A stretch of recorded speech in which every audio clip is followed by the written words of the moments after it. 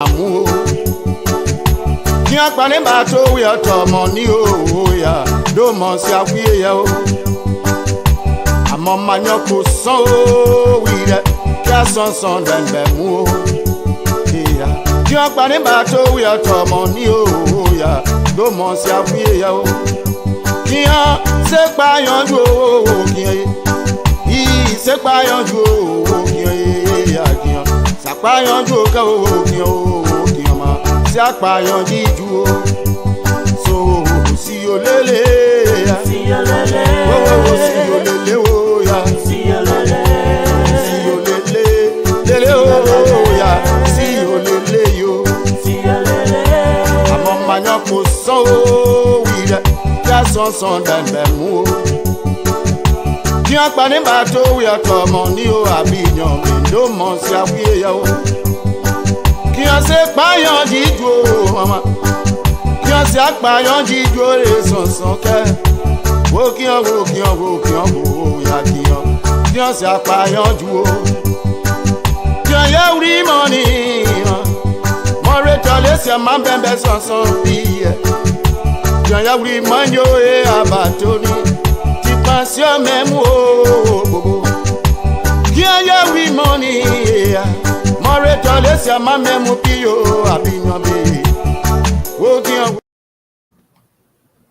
Hello, ladies and gentlemen, and welcome to yet another edition of Tough Talking Thursday on Focus on Liberia. My name is Dennis Jai, and we are broadcasting from Atlanta, Georgia.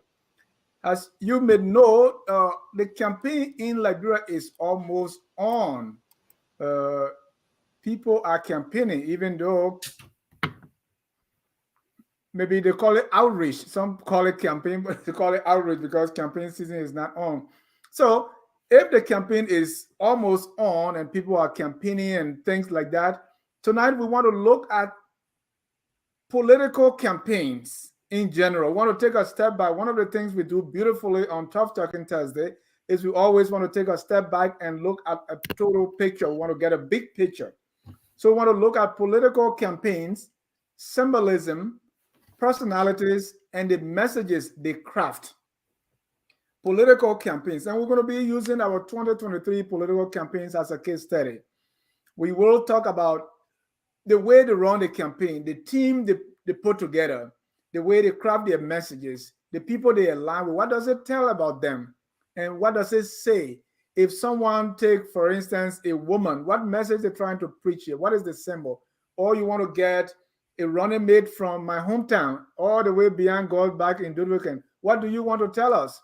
So we're going to be looking at political campaigns, symbolism, personalities, and the messages they craft. With me to do this, I have Dr. Abdullah Dukle, someone who has been around the executive mansion, who has been around political campaigns for some time now. Dr. Duke, welcome to the show.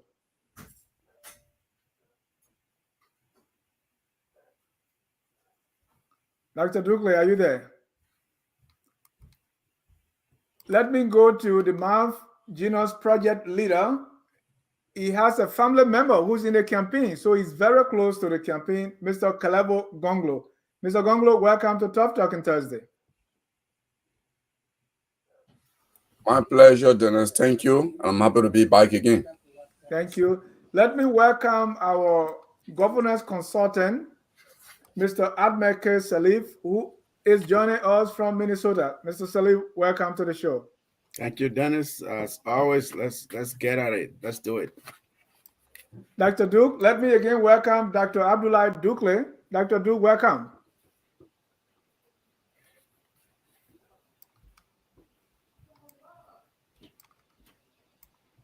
I also want to welcome my man from the city of brotherly love, Mr. Ekina Wesley. He is a columnist of the Patriot Diary. Mr. Wesley has been away from us for a few time now. He's on sabbatical. And some people say, oh, because I'm not paying my panelists, but that's not true. Mr. Wesley, welcome to the show. Yeah. Dennis, I want to thank you very much indeed. And it's great to be back. Great. Dr. Duke, is there anything wrong with your line? Can you hear me? Dr. Douglas, can you hear me?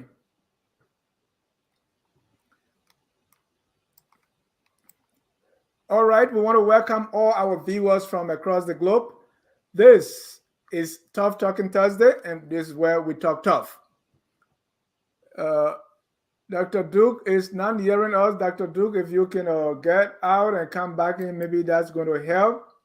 Well, the heat is on, right? Before we even start talking about our topic for today, I mean, campaign is all over the place. We saw that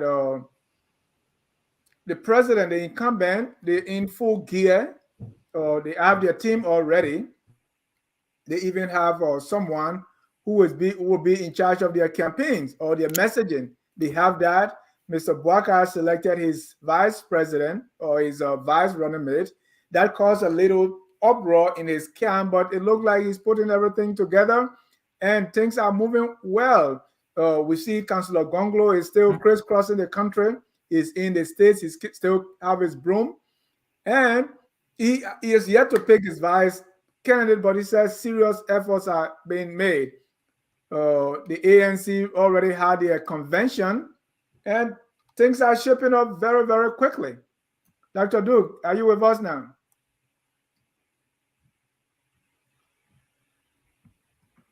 So to start this week, we saw that the longest serving government official, he's been in government since the 1990s, Mr. Eugene, he's now the Commissioner General of Maritime.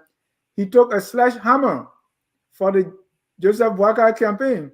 And then we saw a program at the Capitol building where the Capitol building, and one of the highlights on that program was a congregational song that came up. I want you to take a listen.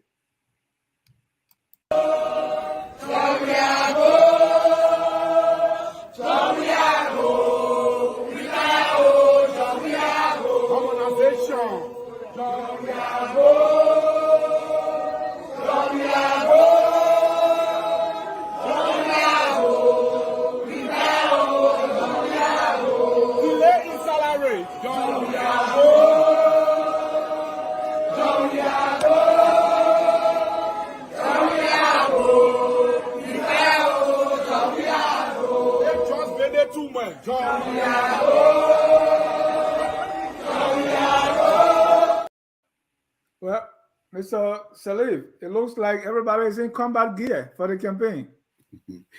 Exactly. That's what you expect. This is a political season, as you said. First of all, hello to our viewers and everybody, co-panelists. It's a pleasure to be here again to participate in the public square of Liberian politics and all matters Liberia. Yes, this is the political season. It's electoral political season. Let's qualify it. And so, of course, a lot of emotions, and you have juggling, alliance formation, alliances are breaking apart. Promises that were made. People are now being reminded whether these promises were kept or not. And usually people say the incumbent government, if the president who is in office is running for re-election, such a president has a lot of advantages, but also do have disadvantages because it's a referendum on their performance. It's a referendum on the promises they made, on the governance style, the types of services they deliver to the Liberian people, or the lack thereof. And so that's what you're saying, right? In that performance we saw at the Capitol building. Politics is also a combat sport. Politics is performance. Politics can be very choreographed. So the things that you see in the public, in the media, whether it is advertising, is a campaign radio spot or television spot or some kind of billboard or something. These are all choreographed. These are all carefully chosen messages and imageries and for specific audiences, for to deliver specific messages, to induce specific emotions, emit specific emotions. So I'm not surprised. I look forward to diving deeper in the discussions tonight. Thank you.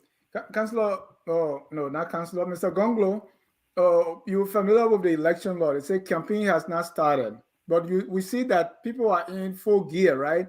I was fortunate to sit with Councillor Gonglo, one of those aspirants, and he said he's not running campaign, he's having outreach. That law doesn't even make sense because, I mean, campaign is on. What do you think? Well, here what I will say. The laws are there, but it's usually it's a thin line between what constitutes campaign and what is not a campaign. Because campaign comes in different forms.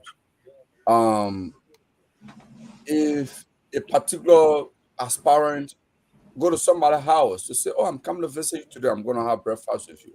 I'm going to have dinner with you," the person is actually going to sell themselves. They're going to market themselves. That's a form of campaign.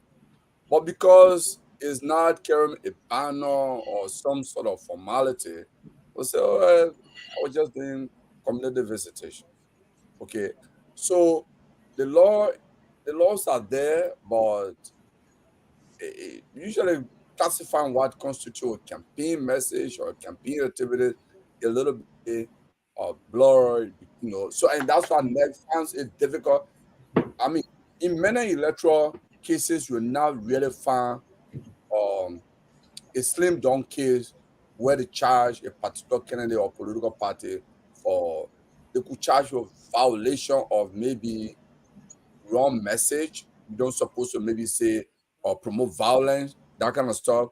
But to say it's pre-campaigning, sometimes it's very difficult because it's a little bit hard to define what constitutes campaign. Like what happened at the Capitol building now is actually a clear campaign. It's a political campaign. In fact, this is like a political rally. Okay, even the song that was sung asking the president to go. We are tired with you. We go because there's delay in salary. Go because there's this. So it's a direct campaign. Net could do, but who will Net hold responsible? I guess Net can even look at it and say, okay, I just rally. They are talking about particular political party. It's an endorsement for particular political party. So we say the supporters of that party orchestrated this, or even the candidates running. What does NEC even mean by a campaign? Well, I think in the electoral law, what they have, NET has, like, they come with a schedule of activities. So there is this law, then NET draws out activities to bring meaning to the law. So NET comes up with schedule activities and say, okay, in order to hold people accountable, this law gives the electoral body, the management administration, authority to do X, Y, Z. That's what the law said. But then you have to then draw out schedule of activity and say, these are the period of series of activities regimented. From this period to this period, voter registration. From this period to this period is candidate application. As far as the laws are concerned, no candidate yet. So if you start to even print banner, is in violation of that law because that has not certified anyone as a candidate. You will not have aspirant, people who aspiring, who thinking about running, who some of them may not even make it, they may be disqualified. So some people are printing t-shirts, people are printing banners, people are doing appearances. It's a same thing they'll do in August when they have a qualified candidate list out. It's a sin, no different. But again, I would say it will even be difficult for NEC to even hold anybody responsible to find somebody now because that's the nature of the game. It's an emotional thing.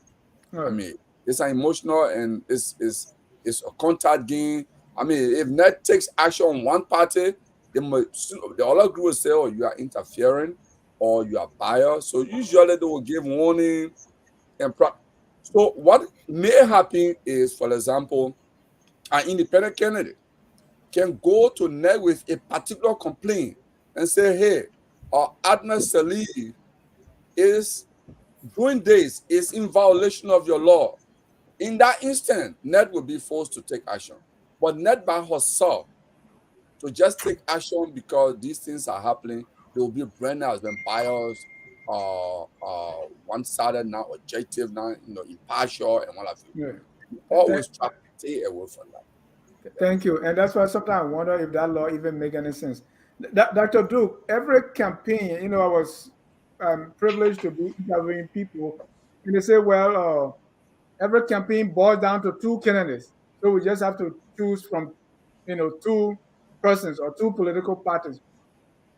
What is 2005, long before we could even start campaigning? They say, oh, this thing will boil down between President Salif and WIA, that is CDC and UP. And since then, people have been talking that way. From your experience, what is happening here? Is it actually what it is? Or is it are we forcing this to happen? Is it really happening because two parties are stronger? Or this is based on our own anticipation? What really is causing this that at the end of the day, you say, well, this thing is going to boil down to two or three candidates? Which one comes first? Well, I think it's our culture, maybe the political culture that has been going on since 2005, as you said. When we went into 2005, our candidate, Madame Sirleaf, was not really considered a top. People were looking at Vromsky, or they were looking at Councillor Sherman. But things changed down the line. So, but now, so UP won, run the government for 12 years. CDC is now in it. So therefore, it's normal to think that, to accept the perception that Unity Party is the strongest party, besides, because they went to a second run against the incumbent, and they have remained organized somehow. The party didn't dismantle, although Madame Sirleaf and Buckeye had their problems.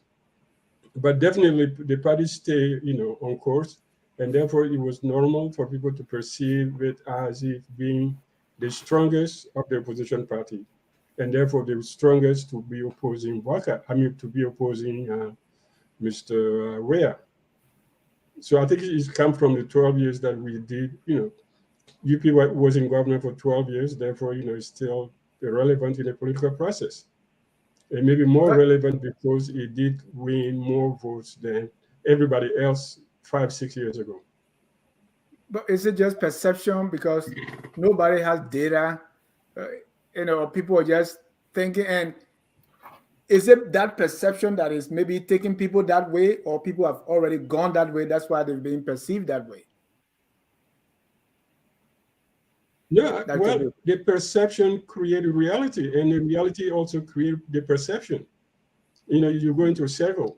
People believe that Unity Party coming second to CDC in 2015, and Buckeye still being there as the candidate would definitely mount a serious battle. Would be in a second position after the CDC. So that perception, it's perception from the history, from the reality we lived. Nobody's thinking that NPP would be a major party today if it were not linked to CDC or the NDPFL, the NDPL. NDPL is still out there. So there are a lot of small parties. Even the UPP, you consider a major party, even if somebody more charismatic had been running. Those parties, you would still think that they're minor parties as long as Buckeye is on the scene at the head of the Unity Party, because Unity Party has survived. It didn't just, go away. It survived.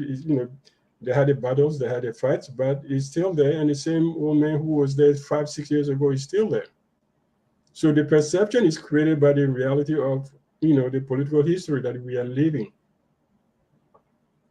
Thank you, Comrade Wesley. If you are dead, but while we wait for Comrade Wesley to talk, with Comrade Wesley, I want you to comment on because you being there as a journalist in Liberia and these things happening. But while we wait for you, let me go to Mr. Shirley, Mr. Salif, You I just always can forget see to plenty. you probably forget to that he was communication director for Madame Salif. Yeah. Yeah. Mr. Salif, I see plenty of things on the tip of your tongue, so I don't even know what to ask. Come, say something. Well, yeah, he was communication director. Don't forget that. Yeah, Who was communication director? Mr. Wesley. Mr. Wesley. Now, I Wesley, see. Yeah, in the for Okay. late 3 years in the after late Madame hours, Brahmin left. Okay. So, what was your Yeah, question after to me Brahmin then, left, Dennis? I said, what's your take about, we talk about the election law. I asked Calabo about the election law, and then Dr. Duke, I said, which one comes first? He said, perception creates reality, and reality becomes perception. One Yeah. drives the other. What's your take? Well, I mean, yeah, the truth is it's difficult to control individuals' behavior and political parties' behavior, although the law is there. There are explicit things, however, that a political party cannot do until the election commission has certified a candidate to be a qualified candidate. Like Mr. Gonglo said, these are aspirants. These are candidates who are still in the process of securing the candidacies or from the political parties, in the case of the ANC recent convention and so on. So yeah, I mean, if the schedule of events that the electoral management body has put out is that you have to be certified and qualified as a candidate before we move to this other phase of activities, and you engage in that, of course, that's why you're hearing. However, although they may not take people to court, and Mr. Gonglo is saying there's no precedent that they've actually gone to court and there's big uproar, some legal battle over your campaigning, your billboards are up and things like that. The NEC can find people. That there are consequences. That's what I want to say. That there are consequences. I mean, I'm here to tell you now that people who just think they can violate the laws of the country and they don't adhere to rule of law, it's there are consequences, and that doesn't bode well for the country itself, because if this person is presenting themselves that they want to become the executive leader, the head of state of the country, and they're putting out billboards, they're holding rallies, they're having these big events that mimic outright political campaigning, whereas the law says it's not time yet, don't do that, and the NEC keeps sounding the alarm.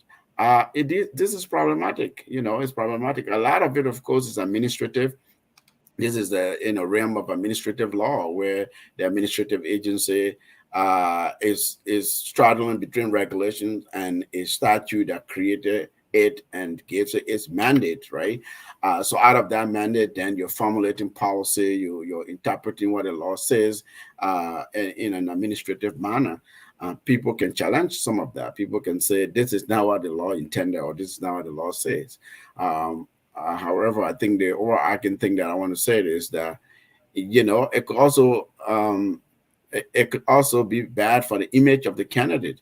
A savvy candidate will pick on that and say, look, this is a rule of law ticket. This is a lawless ticket. This is a lawless candidate here, because they're violating the law. They're not respecting the rules of the game. And this is not the kind of person you want to elect to be president. Thank you. Ladies and gentlemen, if you are just joining us, this is Tough Talking Thursday. We are focusing on political campaigns, symbolism, personalities, and the messages they craft. Really looking at what we have so far, and starting with the incumbent, right? The incumbent already have the campaign. You have your president, you have the vice presidential running mate, and they are going. And they are making statements. I already spoke about the sledgehammer Mr. Eugene Number took for the GNB campaign. So if you look at these things, let's starting with the incumbent. If you look at the campaign team, what do we learn from it? What are we getting? All right, we have, I don't know if it is President Weah who set the stage for people to start talking about female candidates. So the way the Weah campaign is structured, I mean, we don't want to forget that the incumbent control the national purse. What really does it say about the campaign team? What can we learn from this campaign? Even what they are doing right now, Mr. Gonglo. What do you think? Uh, I'm not. I'm not too sure if you really any political party has actually constituted our campaign team yet. I know you have, I would say, lone wolf acting on behalf of different political parties.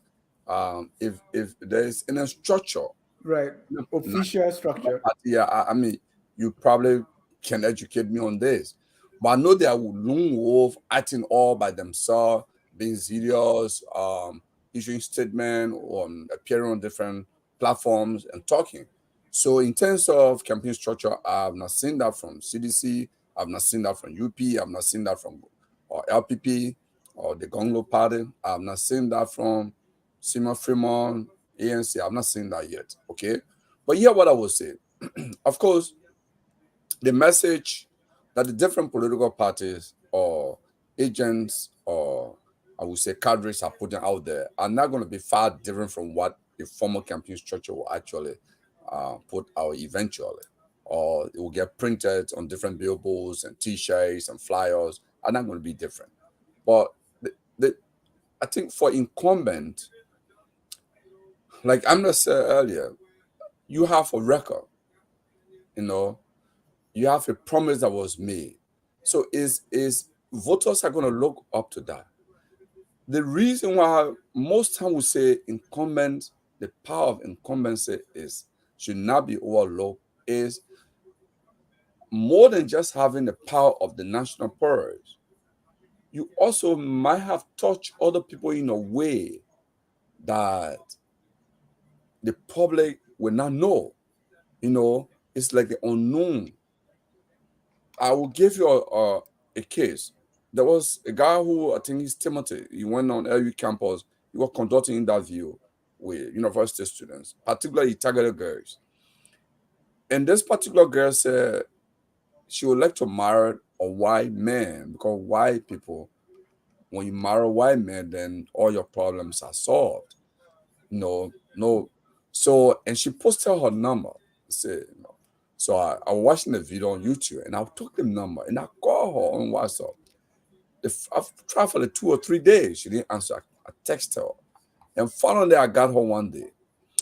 And I said, I want to go. I live in the Philadelphia area. I like to go take some white people who sleep in the street picture and send to you so I can prove to you that they are poor white people, that you are probably living better than them. So this whole myth we have, you want white man, and that will be the end of your suffering. It will end. Then I said, okay, let's talk a little bit of politics. So who are you supporting? And she said, in the last election, I voted for Buckeye. So I said, for this 2023, who are you voting for? And she said, I'll vote for we. I said, wow, you guys are suffering. She said, no. My father is not living. My mother got 5 children. I'm the only one at the university. The other 4 in high school, 2 in 12th grade, the other in junior high. But because President Weah made you free, because we don't have to pay wire, we're paying wire fee on our Unity Party government. Because of that, my mother, all of us have decided we'll support Weah because she's selling Wheeler Market. She cannot pay wire fee and she can pay LU tuition. So for us, that's all we wanted Weah to do. So with all the mountains of problem in the country, I was shocked when this is a university student, when she gave that as the reason why she and her entire family will support Weah. I was shocked. And this is something we analysts don't look at. We look at the economy, we look at the big picture, like the macro analysis. But that's the power of the incumbency. And that's the unknown thing sometimes we analysts overlook. And I wanted to just flag that out. But I would think that the messaging is going to get sharper. The agents are going to be more robust on attacks on each other. By the time they reveal the final list of qualified candidates, you will see robust competition, talk show. Some of them might might remove ourselves from being a panelist to a party agent to talk. Thank you. I'm looking forward to that. Mr. Salif, campaigns, let's start with the We Are campaign. Talk about the symbolism, the personalities, and the messages they craft. Again, I go back to Eugene. Right now, before even the election time, We Are was the Barrow medicine. Now we have Rescue One. We have Fixer One, Integrity Icon. Messages are coming. What are we getting from the We Are campaign when it comes to the symbolism of what they are doing, the people that are involved, and the messages that they are crafting? Well, I'm seeing, I'm getting a few signals, different signals from the WEA side. But before I speak to that, something you raised earlier, I want to address the real quickly, which is, you see Eugene Nangwe, you see Mr. Gonglo says lone wolves. Yes, you have surrogates.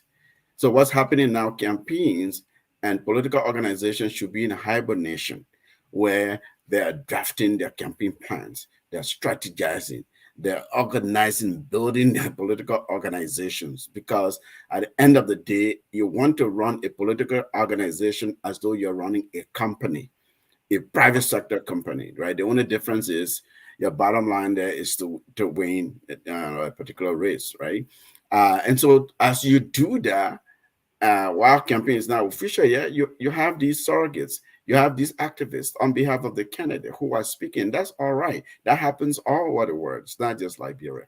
In terms of what kind of messages are we seeing from the WEA side, the president's camp, and what can we expect as a campaign organization in the near future? An incumbent, we talk about their record. They're trying to say, look, and I've seen this on social media, right? So they enumerate things just like Nangbe did, right? Look, you're looking at roles, you're looking at these market structures that were in there. They say the United Party government didn't build this for 12 years. Someone said, oh, the largest zinc ground in the country is the dollar market. You say, well, yeah, that zinc ground, how come under Madam Salif, you didn't build that zinc ground, that kind of thing. So they are leaning towards their record. Now the question is, how good is the record in the eyes of who, right? Because you see, you have three groups of, I think it was Joel Brasher who said you have three groups of voters.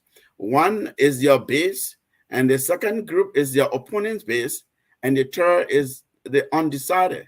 There are those on the fence who you have to convince. So if you know how to focus on the undecided group, even if your message is as terrible in the eyes of your opponent's base, it doesn't matter because you're targeting that narrow group in the middle, which you're going to split in between in how many directions, right? We may say, well, but look at them, they're not performing. Look at the economy, the macroeconomic issues. Look at, people are struggling. The country is poor, and the security, the sense of security, rule of law violation, rampant corruption. Look at the evidence. We have all kinds of things analysts and elites in the society will point out. If the WEACAM has done its homework and identified this narrow, undecided group, and they've done their math, they know their win number. And in political campaign, that's what you do really. The noise is there in the haystack of things. You figure out your win number and how you can get it, where you can get it from. Therefore, you marshal your resources in those directions. So I'm hearing them say stability. Stay with us. You don't know these people. You don't know this new guy, Khan. The only thing you know is senator, and he has a record. Then they point some kind of negative record, right? You know Buckeye for 12 years. This is why you know about him. This is why you know about the government he was part of. Then they point out that some kind of bad record, even if that bad, because that's what politics does. So they come and say, look, we're focusing on roles. We're focusing on development. Here is the evidence. They present that evidence. That's one thing I'm seeing. Who will be the messengers that will deliver this kind of message and these kinds of symbolism? You spoke earlier, they already have a vice running mate. which is the current vice president. They're not going to deviate from that, it looks like. So they're saying, look, we have a gender, we're promoting women, and look at our record on gender, look at our record on women empowerment. We're carrying this vice president again in the second round, in the second term potentially.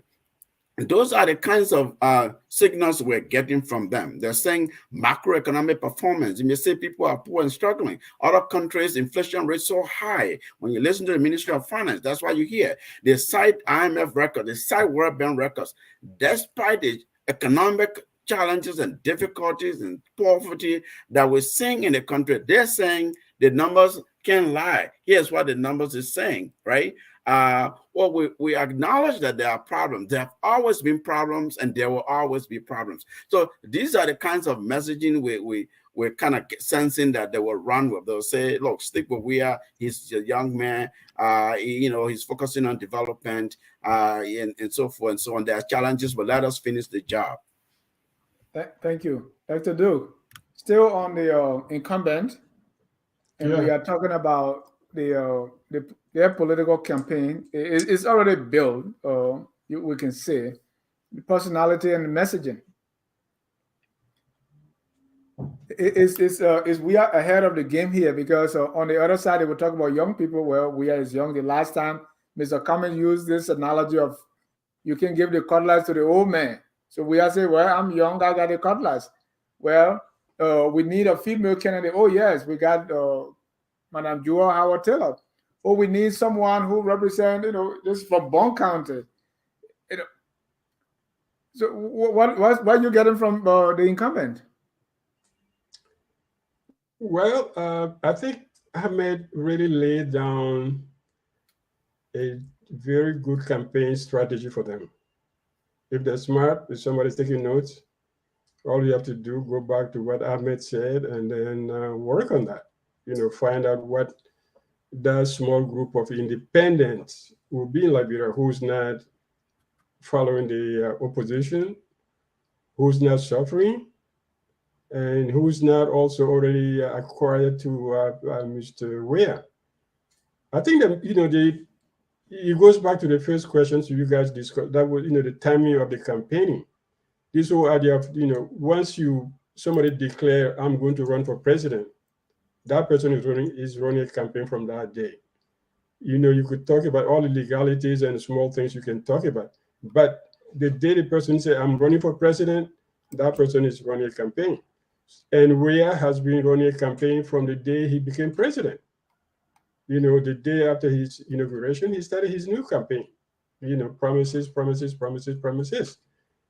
But Ahmed say, they have some things to, they can come up with few things to say, okay, we did this, we did that, and then the numbers don't lie.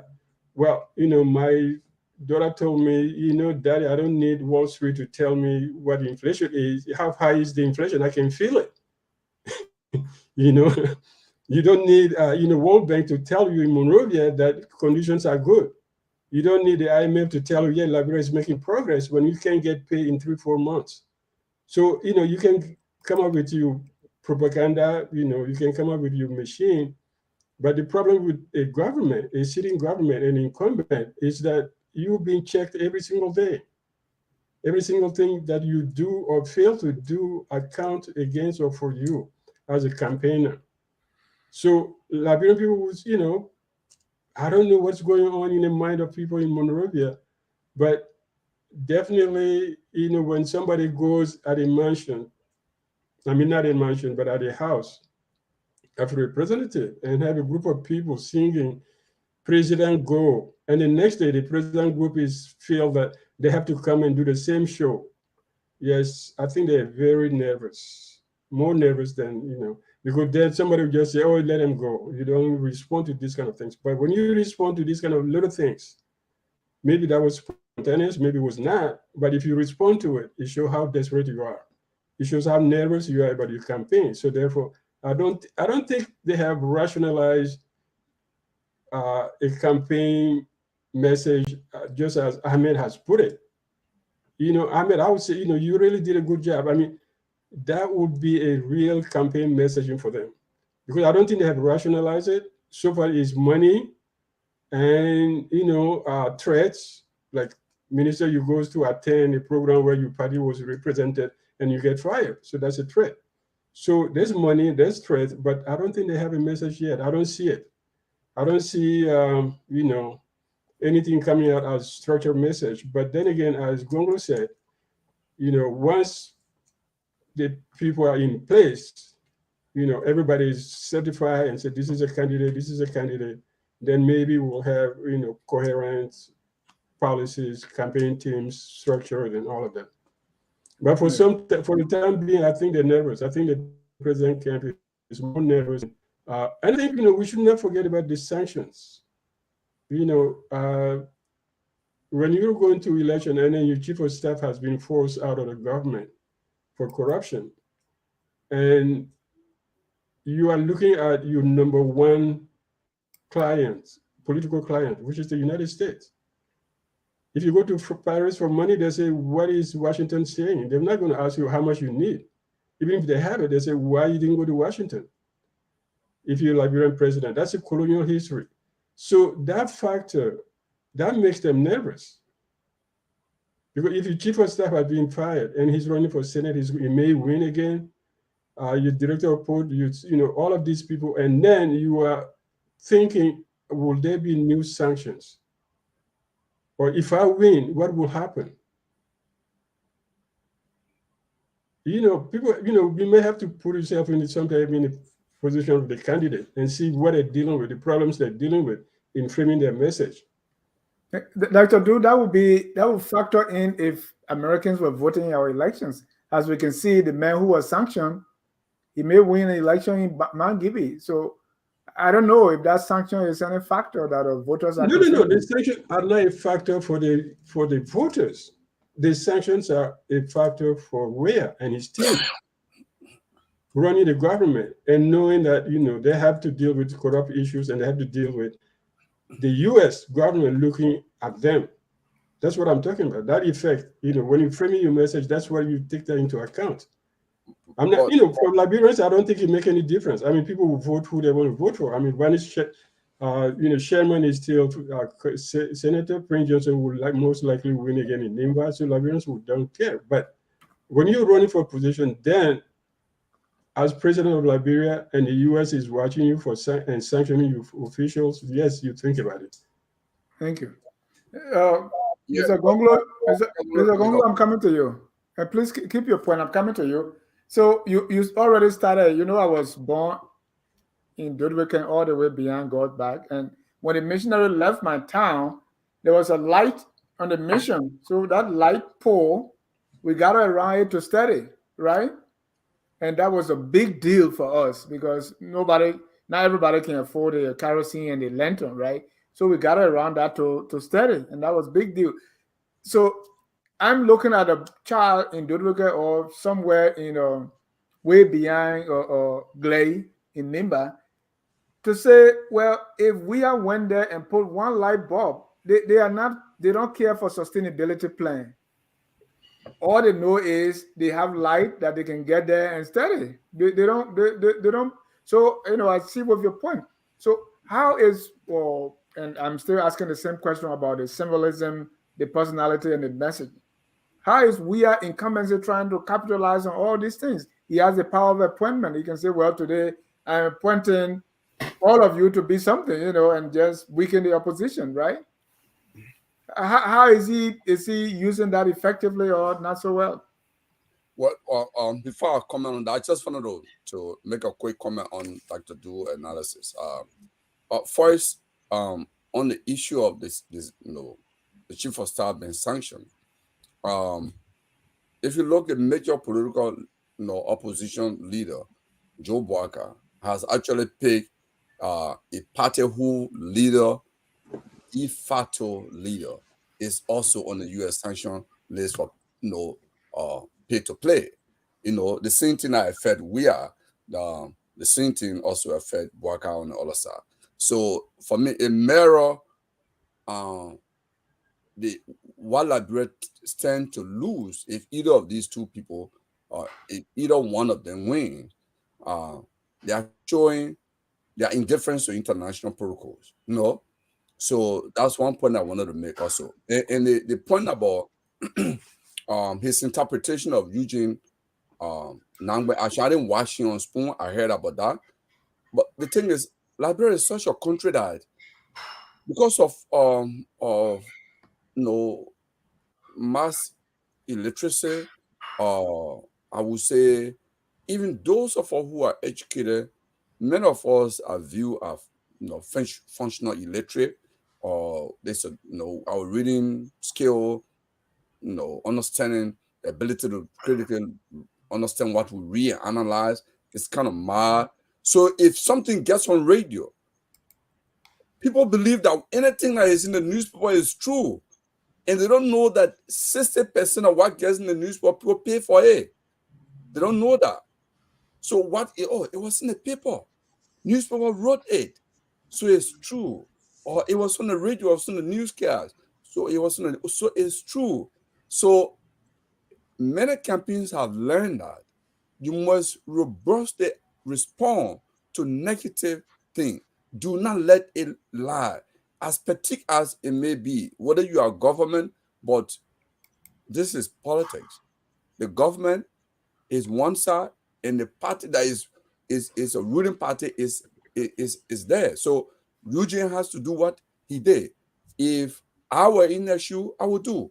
In fact, if I were a vassal to president we are today, I will actually take a decision, executive order, because there are new Supreme Court interpretation of executive power, executive order that support that. I will take actual executive order and ban all those on sanction, U.S. sanction lists, and say, for whatever international, national security interests of the country and collaboration, all those who have been banned by Malinski or sanction are banned from participating in any affair, any activity sponsored by the government of Liberia for 1 year while the government investigates. That would be a violation of their rights. Okay, now they will be pursuing that case at the Supreme Court while the election is going. The election that would be a violation. So I say if I were a president, we are a vassal, I would do that. Now let me go to the symbolism on the message you're talking about. If you watch, when he returned from, I think it was the Middle East or the Emirates, when he returned, they had a program for him, and he said, anything I am fixing it. I mean, though he's trying to show that contrast, and he was making reference basically to UP, that UP didn't do this infrastructure, they spoil these things. I'm fixing it, So I think that contrast, it's just that he's not a good orator, but if could deliver it well, it would really be a big, shot at the UP, as an opposition, because they are the immediate ruling party and they are fighting to regain power. Okay. So I think we can do, because he's doing something. For example, Rafi Highway.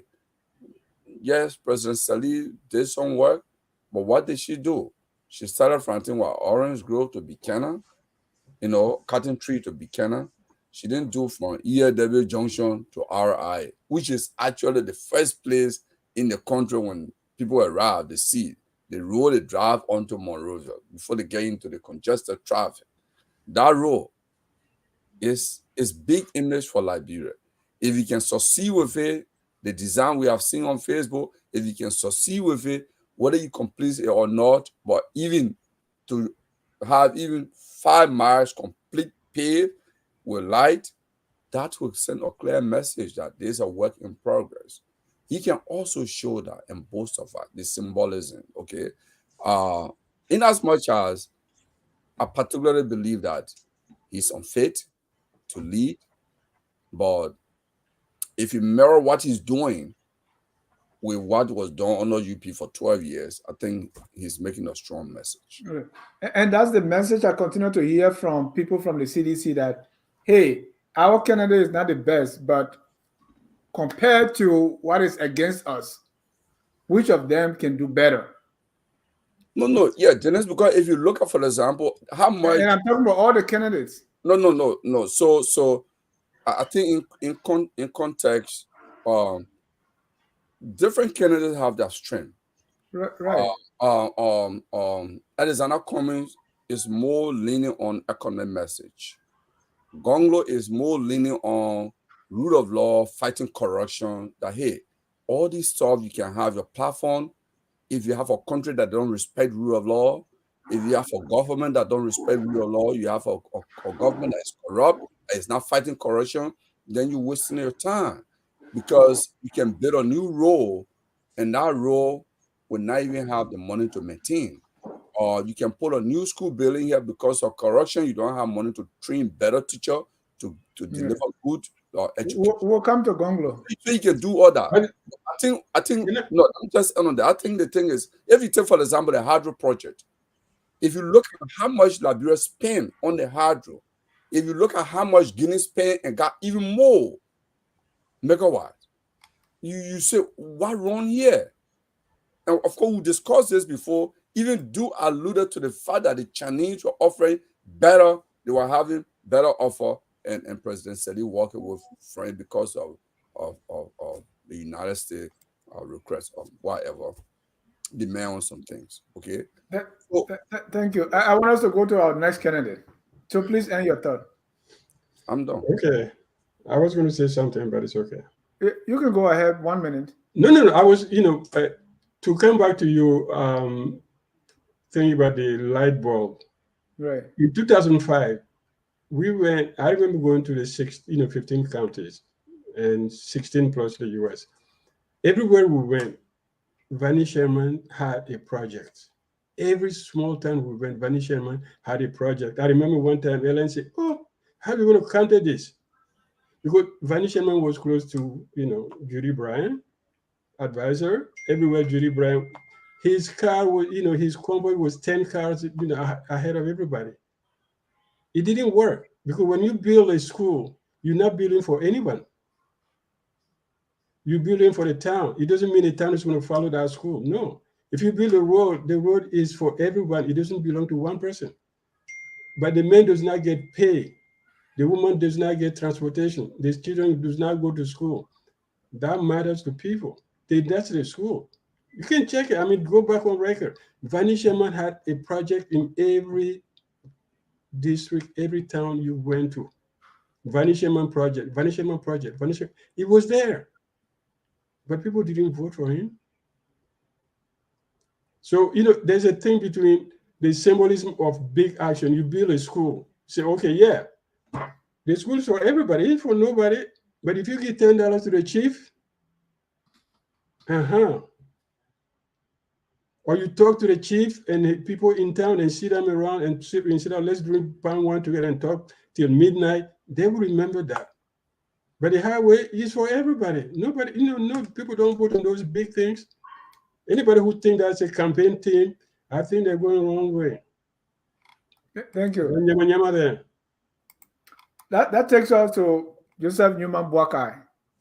And just Joseph Newman Buckeye has picked his running mate, Jeremiah Count. He was able to bring back Yombly Kanga Lawrence. I think Yombly also set the record of being the first person to actually campaign for the vice presidency. And so I think that's why when she didn't get it, there was some bad blood there. But Mr. Buckeye managed to pull that together, and Yombly became rescue mother. Let's talk about the symbolism. I don't want to start with Mr. Gonglo because I can see the sledgehammer in his hand for Buckeye. Buckeye picking of the young man, Jeremiah Cohn, and probably maybe it's a MDRUP collaboration. We don't know. So let's talk about the symbolism, the personality, and the message he's trying to craft here. Mr. Duke, Dr. Duke, you start with JNB. And any disclaimer that you also you work with, you and JNB are friends and buddies, and you voted for him the last election or something? No, the last election I didn't vote. Oh, okay. But I know GNB since 1990. And yeah, I consider him a very honorable person. That much I can say. Let's talk about his campaign. His campaign, I'm not sure. I think they're still searching for the message. I see surrogate on on these platforms talking about GNB. So they're still trying to sell him as a person, but not so much as person with an agenda. So far, I think that's what they're trying to do.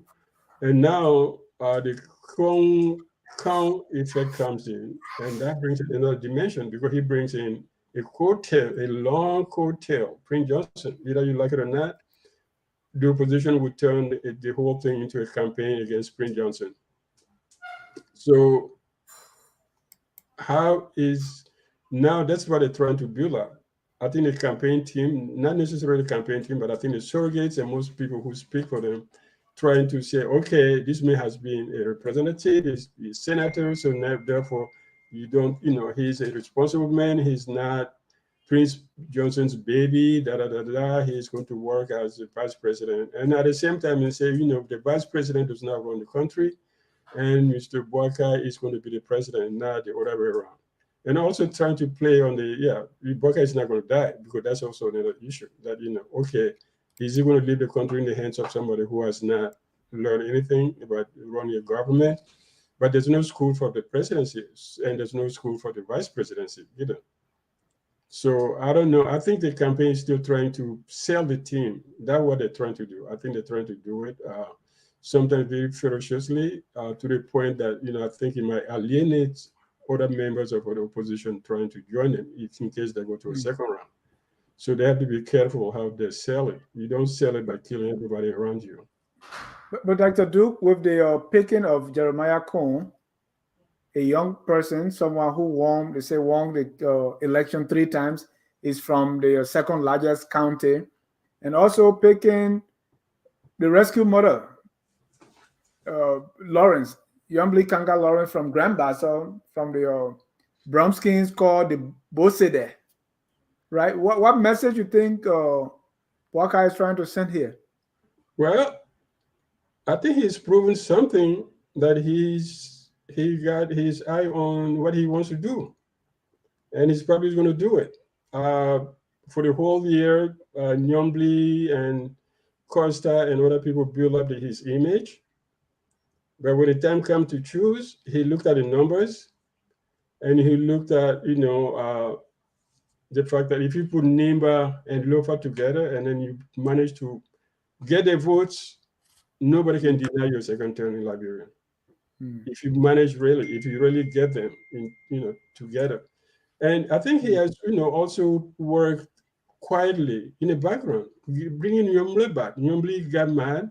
She left, went into discussions with the ANC, and then came back in grand style saying, the queen is coming back, the prodigal daughter is coming back.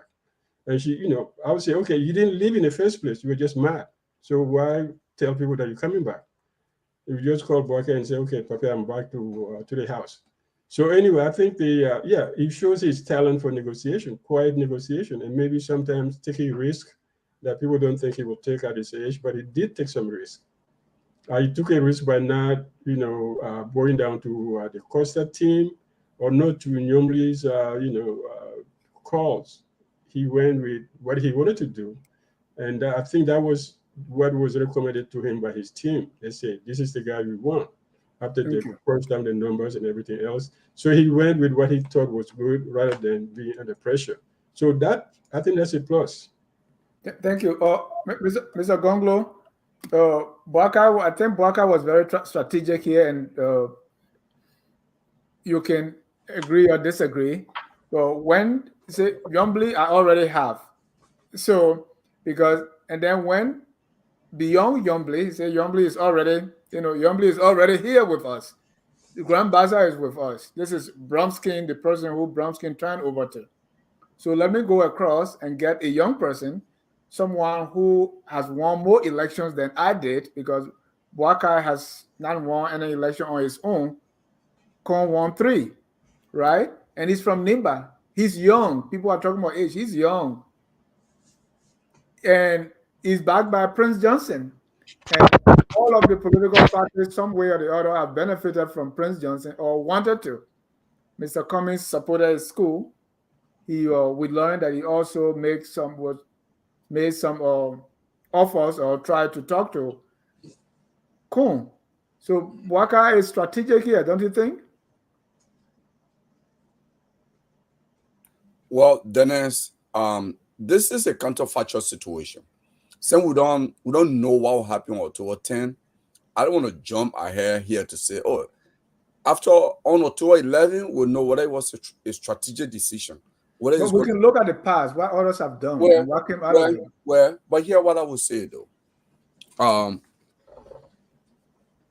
First, let me just argue this point out that age in other countries, say like the United States, developed countries, and probably some developing countries with mature democratic process, you can use age as a factor. But in Liberia today, there's a strong argument against age. Look in the current government. We are himself is less than 60 years. Mm. All the cabinet ministers in our government, most of them in their 40s. Okay? Yeah, that's the problem. So age cannot be used to say the young people do it better. No. Because there was an age that was being used against Buckeye. He's old. Now he picked a young man. No, I think you have to look at it holistically when people use age. Anywhere between 60 and 75, in my mind, will be okay for the presidency and even for cabinet ministers and what have you. So even you look in the Selu government, there were a lot of young people who were cabinet ministers. Take for example Augustine Gaffan, Amra Kone. The list goes on. But also we need to look at John Molu, very young guy, born in the 70s. He was Auditor General. It's a big portfolio. Okay, so we can go on and you talk about deputy ministers. There were so many young deputy ministers, some of them just from college. They brought them into government, no experience, no work experience, not even in the private sector, not even a corner shop in the work to even manage cash. But they were made deputy ministers and I mean, they were given big tax. Okay, so I think age in Liberia, we have to look at it critically. Cannot be used basically as a political weapon to say, oh, a young person is good. We've seen the record of many young people, even the record, let's be specific in this case. Look at Central Report on Jeremiah Kung. He's a young man. See what he did when he served on the Ways and Means Committee. See what he did. Allocated county health budget to himself, to his clinic. Ganton Methodist Mission that has been providing health services for almost generation. The only well-established hospital in Nimba. I was born there. Okay, many people were born at Ganda Hospital. They see what he did. Took the allotment from them and allocated it to his private clinic because he had the power to do it. Lower Prince Johnson did too. He has the power, reduce allocation to the Nima Community College because he now has his, and he put it because he has the power. The Senate has that power. Right. Let's come to the GMB campaign. So if you look at age, I wouldn't say whether Buckeye made a strategic decision because one, where he went, when you want to do something, my experience is do not make a decision in campaign that you have to explain. If you allow to explain to do for your decision, it's not a good decision. So what you think is Buckeye's message here? What Buckeye is trying to accomplish with the decision that he has made? Well, I'm not in Buckeye mind, but because the circumstances surrounding the whole process. You have paid big money as an analyst. Yeah, because there was $3 million that was then talked about. In fact, there are no revelations coming now that Flo Toma gave $2 million. Buckeye wanted $3 million. There is another businessman from Nimba that I don't want to call his name because he's a political person. There are people on this platform who know him. He's a political person. He gave the balance $1 million. Okay, and he said, okay, I can play all sides. I can play all sides. Okay, so I got that revelation just yesterday from a credible source. So if you look at it, it was not strategic as people are thinking. It was all about the bottom line. If you follow the money, you get the truth of what Buckeye did. It was not a strategic decision. Thank you. Let's follow the money. We'll get the truth. Thank you. And we're waiting for your evidence. Mr. Salif, let's look at the Buckeye campaign, symbolism, personalities, and messages. Well, you know, you want to talk about experience. Um, that's the positive message they will lean upon. Look, it was Ronald Reagan who said in 1984 with Walter Mondale, when a reporter asked him about the age, this age thing was behind Reagan. They said, "You the oldest president, you be the oldest president," just like it's behind Biden now. Reagan said, "I do not want to exploit for political purposes the youth and inexperience of my opponent." He was a great communicator, right? It's about political communication. So he put that age thing to rest. He's saying the youthful person is inexperienced. You know, so Buckeye people will say, look at where he's young, inexperienced, and therefore see, you know, and then they'll point out all the ills of the current administration, right? So, so that's one thing. And then if you try to kick them off message on the age thing further, they will say, well, we picked Jeremiah Cohn. He's the young man. So when you're picking a running mate, you look for someone who complements you, right? And all what the word, that's what you do. Maybe somebody who brings something, hopefully, and someone who adds to the campaign, who adds to the message, who goes after that middle, who will help you to get to your win number. Because that's what it's about at the end of the day. Buckeye has a base, right? Unity Party has a base. So to the other opposition candidates have their bases. The more you have, the more candidates in the race, in fact, it improves your win number chances, right? And so Tip O'Neill said in 1932, all politics are local, particularly campaign politics. And it's true today. What does that mean? All politics are local. It means you have to play the local calculus that will help you to manage your win number, that will help you to attain the numbers of votes you need to win. There will be noises. People will say, look, well, look at the person you picked. You know, here's his record and corruption, whatever. Some of what Mr. Gonglo is alleging here, some of the claims we're hearing. Oh, his affiliation with Prince Johnson. These are the personalities now on the Buckeye side we're pointing out, right?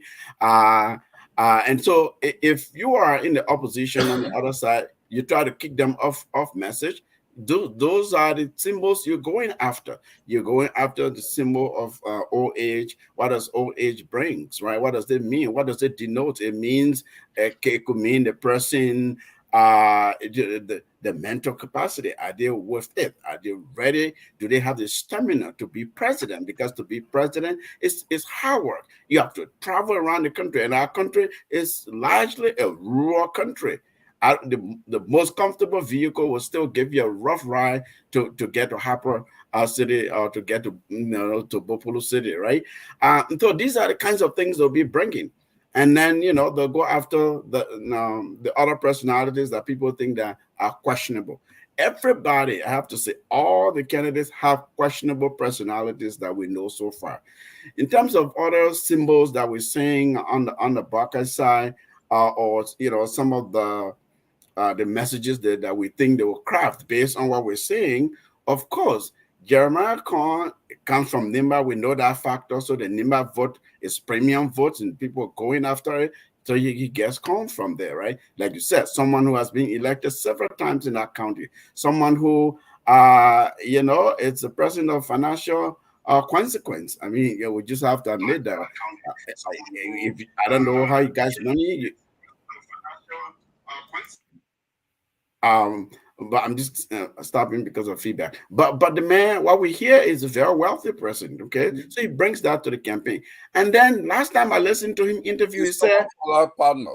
he said he grew up in Grand Bassa County. He went to school in Grand Basso. So presumably this is someone who speaks Basso. Therefore, they're going after the Basso vote, right? Like you said in the beginning, he's going after vote. He wants to win. He wants to say experience. And he wants to say strategically, look, we have people from different parts of the country, very strategically, and therefore we are an inclusive party. That's what they will say. You have people who are elderly, you have people who are middle-aged, you have a lot of young people following Buckeye as well. So they may say, look, you're looking for, this is the mosaic party, that you may say, or a mosaic campaign, that campaign will say. These are the kinds of things that we're saying here. You know, you may say that the 12 years with President Sirleaf, you know, what did you do? You want to come after the negative messaging there, but they say, well, that means experience. There are a lot of people in the Buckeye camp who worked in the Sirleaf administration. And therefore, they will say, look, we have the experience, we have the international connections, we have the international experience. We've actually been there, we've done it, and our results were better than what you have now. And therefore, change because, you know, we are experienced and because we are able to strategically to have large followings all around the country in places that matter. Right.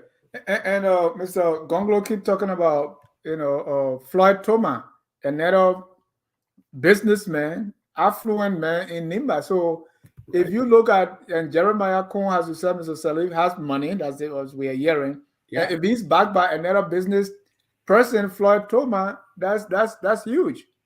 Yeah, it means a lot. And look, campaigns, one of the, at least in the Western countries, they say 60% of the candidates' time is spent on raising money. The other, like, you know, making phone calls, going to phone banks, having dinners, and going after donors. Why? Because campaigns are expensive. You ought to build your campaign organization as though it is a private company. You hire a campaign manager for a reason, because the campaign manager is someone who will resource, who will make sure that they know how to manage people, they know how to manage processes, they know how to manage strategy, they know how to get the best consultants, the best people who know the business, to craft for them a proper campaign plan, and therefore then they manage that campaign. Not only that, someone who knows how to manage the candidate and the messaging. So it's an expensive business. And from what we know, what we're hearing about Mr. Buckeye, that he's not a corrupt individual, therefore he didn't amass wealth in all his years in government. Of course, he would need people who are financially consequential. Right. Last thing, we talk about still on Cohn. His father comes from the southeast, from my hometown. He's fluently speaking the part of Grebo that I speak, called Gripo. I have family members now say, hey, let's look at this guy. I mean, there's no baboons to throw your child. This is our own son. You couldn't get a more strategic than that. And Cohn has said that in his interviews, right? He has referenced his Southeastern connection. And then he is very good at driving the Nimba County narrative. When people say, look, the vote will be divided in Nimba, here are the issues in it, because this man has been elected several times in that county. I've listened to 3 interviews he has done, right? He is very good at discussing Nimba politics and how he survived that. And then he talks about Basso, Grand Basso County, where you now have Charlene Brownskin on the ANC side. You have the Benzo guy factor, who, you know, but we don't know. I don't know for sure where he's leaning, whether it's with CDC. But the point is, the vote will be split in Grand Basso. So what do? Someone who can go to Basso and speak Basso and say, look, I grew up here, I went to this school, I went to that school, you know, I was a young person in this place here. Some Basso people will vote for him, in addition to those who support Buckeye himself directly. So I can see that although we haven't really seen or heard a very clear message and strategy on the Unity Party side, if you read the tea leaf carefully, it seems to be that the strategy is going all around. Thank you. Dennis, then we're on the platform. Truth be told, yes, let's put the information out. The truth is, the information about the 3 million, because it's still an allegation. Kum foster father, the guy from Dorican, is his foster father, not his biological father. his mother had him before meeting this guy. That's the truth, and you know it. Right. And sometimes they say, "What about?" I mean, I don't know that. That's But news to the me. truth That's are, new you know it. information because But that's he and new. I have talked about this. You know, Right. it's the truth. He is a foster child of Mr. Right, Cummings. but and many ways to father a child. It may not be Okay, we biological agree in alone. many ways, so you can't disown or once you love the woman, you love all the baggages that come Right. with the woman. Exactly. And agree. if you bring up that child, what will you say? That's my child, right? So that's not his biological father. Oh, No, all that's right. just the truth.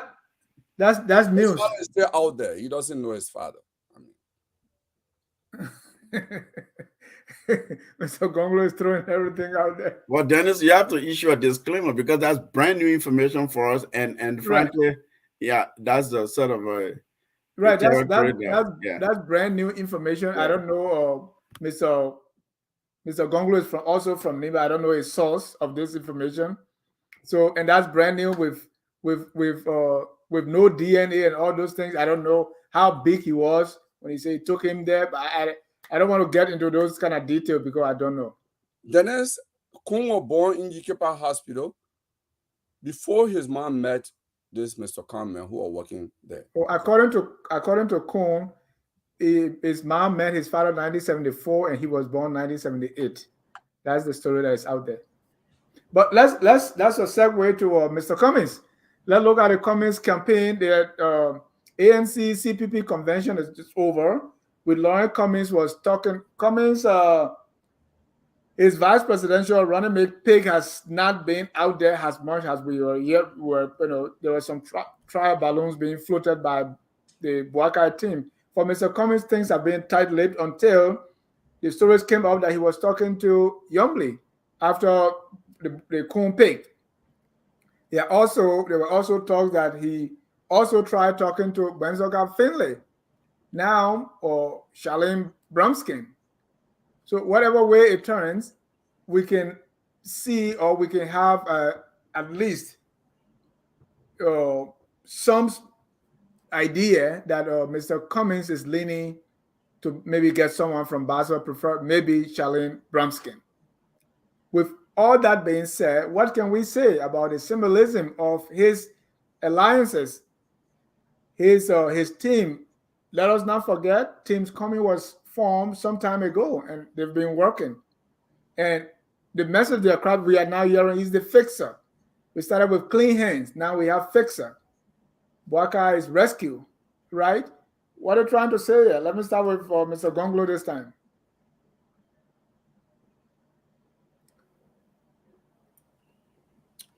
Dennis, I don't know. I'm not too sure of common record on fixing anything in Liberia. He has a corporate record. When he worked with Coca-Cola, there was nothing there to fix. Why you say so? It was a growing company. It was a growing company globally. So yes, so you got that record. I give it to him. But in his adult age, from age 18 up to this point, let Cummings point out one thing that he has fought to fix in Liberia. I know he got a school, which is a private school. People pay money to go there. You want it to be free? No. I'm not saying it should be free. Right. Right. Because it depends. You got a foundation. So whether the foundation raises money through that means it's a different sort of question.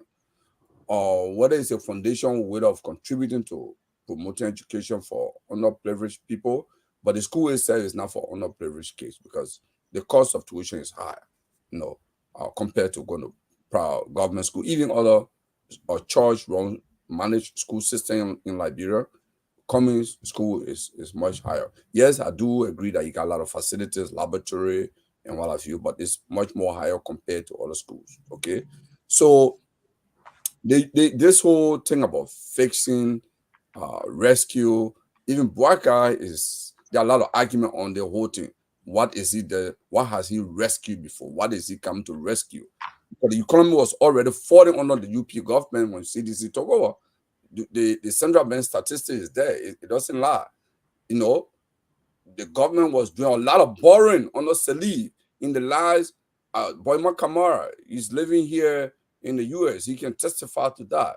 In fact, I was contractor for a World Bank project at the time. We have to also write justification, all the thing to credit $10 million from African development that contributed to that justification. Okay, so the economy was already falling.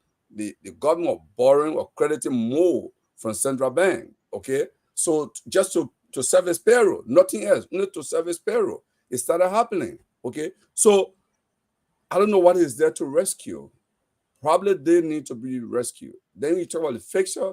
I don't know what he wants to fix because he hasn't identified what is wrong with the system. What we need to do in Liberia is really to fix the system, to radically transform the system, because the system that failed Salih, the system that failed other previous president. If you take even Dr. Du with his education experience in different fields, if you put in that he's not going to perform because of the system. So we need to address the system as opposed to giving all these nomenclature campaign, catch wars, rescue, fix. So what is Cummings going after here with? Well, I think he's trying to project himself because he has an economic message. So he's really promoting, okay, the economy is in shambles. I'm here to fix. I want to fix the economy. What does Charlene Bromskin bring to the Cummings team? What does Charlene Bromskin bring to the Cummings team? Well, no, I will say this. Charlene has no governmental experience, but I listened to him. I mean, I listened to her when she was in Ghana. It was my first time. I've seen her actually in close range. She and I met at one of my friend's office before. But I really didn't, it was just like saying hello, and I sat down. I didn't listen to her give her speech. When I listened to her, I really thought I was listening to Charles Walker Bronsky. So I think if there are people who are still endeared to Bronsky, who are Bronsky followers, when they listen to her, they will really follow her because she speaks just like her father. She speaks, no different, So I think she brings that on the table, that she can get her followers to follow her wherever she'll go, those who still believe in Bronsky. But beyond that, she doesn't speak Bassa, and I don't think not speaking Bassa should actually be a crime. I'm just throwing that. I don't think that should be an issue because there are many. You think that will impact the campaign? What? You think that's going to impact the campaign if she cannot speak Bassa? Well, I don't think anybody should even raise that as an issue, because if you raise that an issue, it'll be below the belt. Because we're talking about how the people vote. I think the way they vote, I think she like I said, people who are followers of Bronsky, who still believe in and still kind of miss Bronsky days with them in Bassa, they will follow her because when they listen just to the sound of her voice, right? They will think so that the message Cummings is sending by possibly picking Charlene will be, we want to clone Bronsky followers. They want to get Bronsky. What's about age? What's about female? What's about the part of the country and all this kind of thing? You think Cummings is going there? The thing about the young people,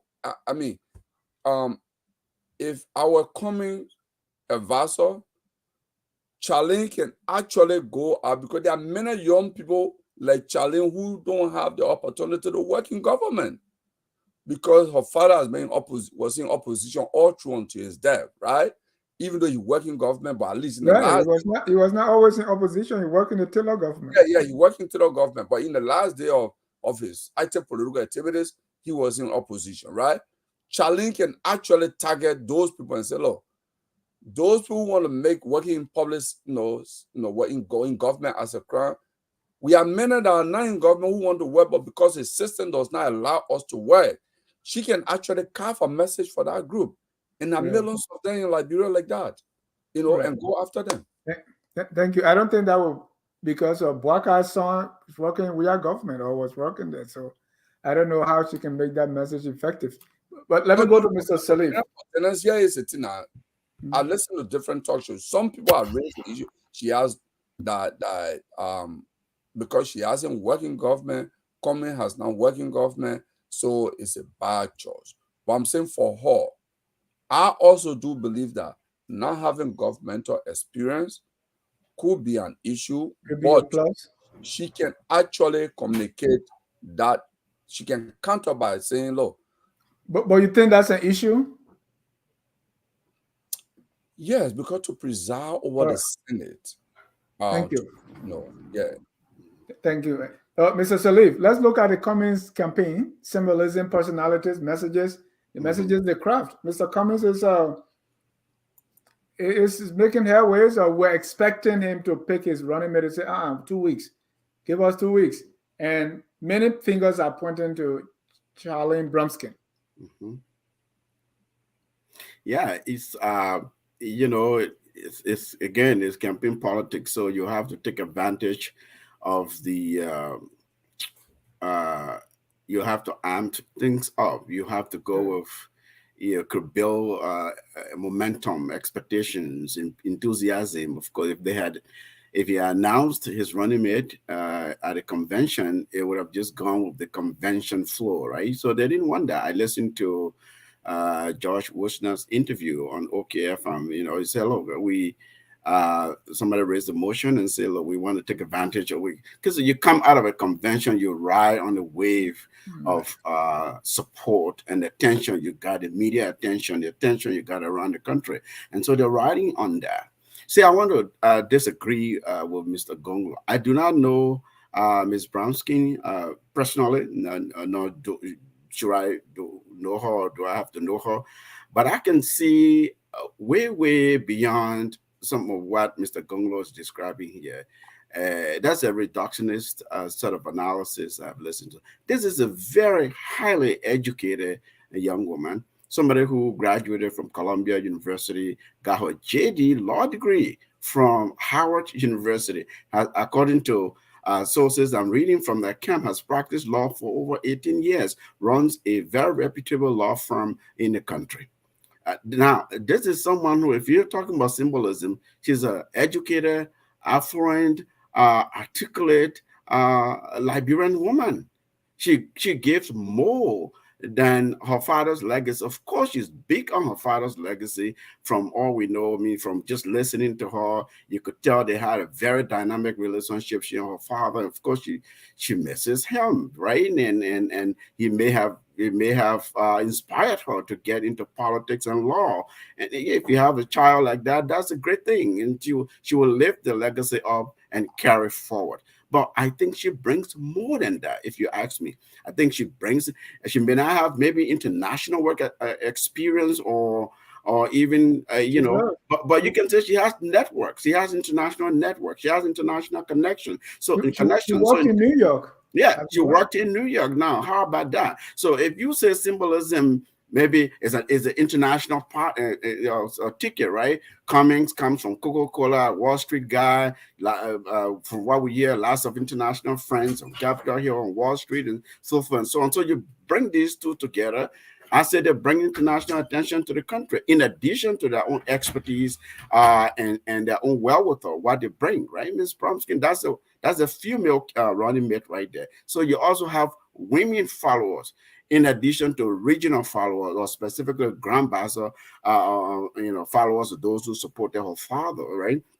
And then she's a legal practitioner. That's a whole society by itself in the country, including your own brother. So these are people who will support her, I think will gravitate towards her. Frankly, I thought that was a smart move on the part of of Mr. Cummings if he ends up picking her.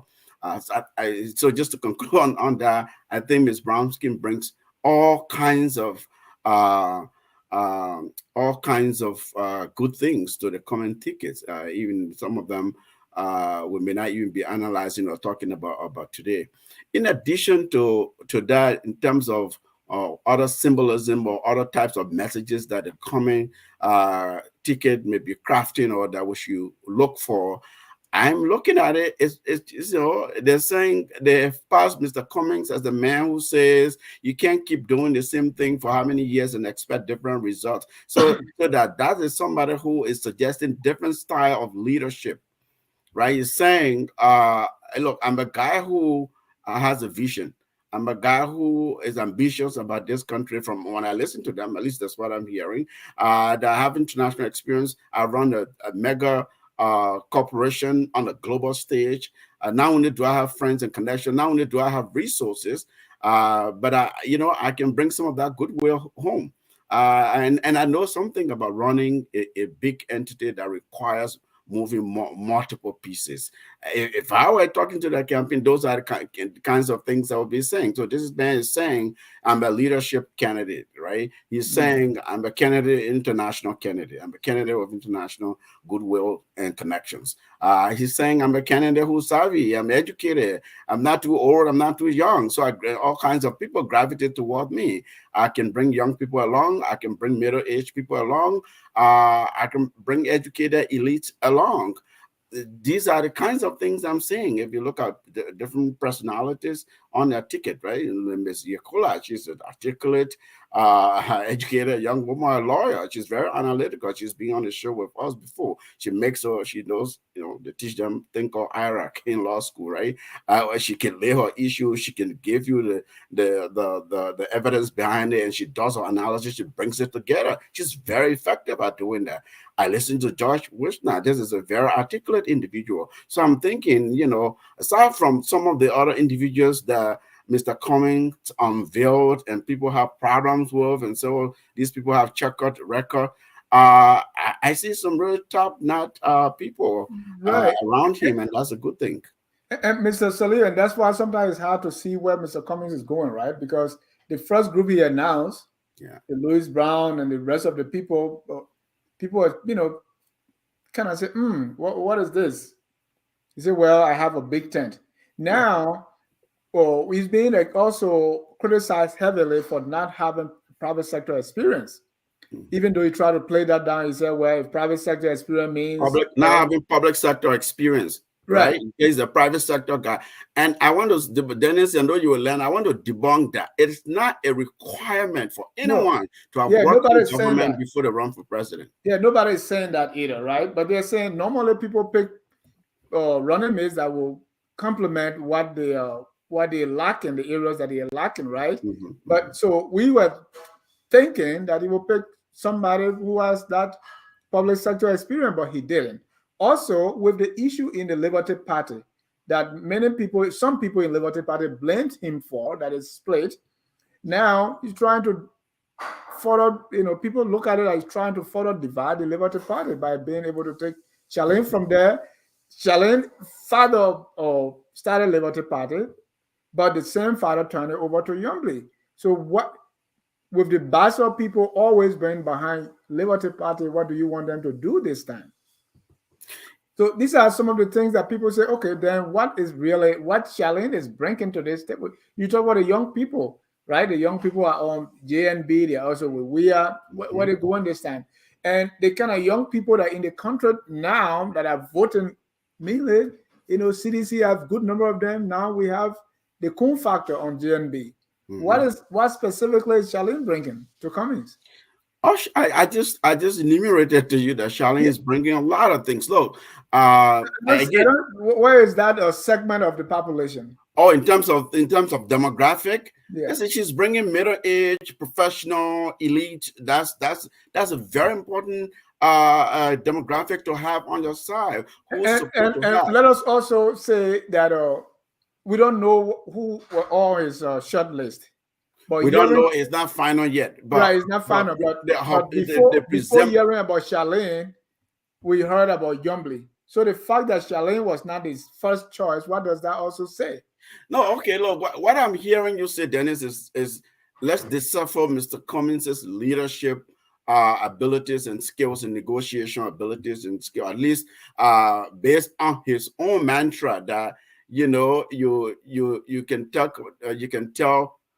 I may not be phrasing it right, future performance by past performance, something like Right. that. So the indicators that we're reading here, the tea leaves are, and that okay. So if you go Musa ability and Charlene brown skin, then you are splitting the Liberty Party. It depends on who you talk to. If you say you are a rule of law candidate, right, Mr. Gonglo, and then these people went to court, and the court has decided that Mr. Ability has legitimacy for the role that he's occupying, that he's claiming to be occupying, and Shaolin took a position and says, look, this party has to remain this way. Here's my position. She's stuck with it.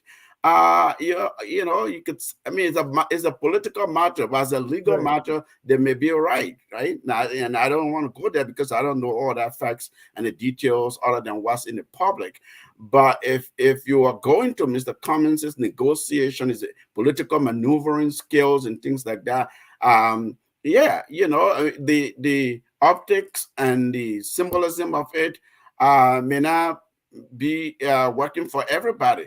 But if you have a strategy, and I don't know their strategy internally, they haven't unveiled things for us to see, right? If you go with a strategy, you may be thinking, look, this man is trying to build a coalition of certain demographics so that at the end of the day, he goes after his win number.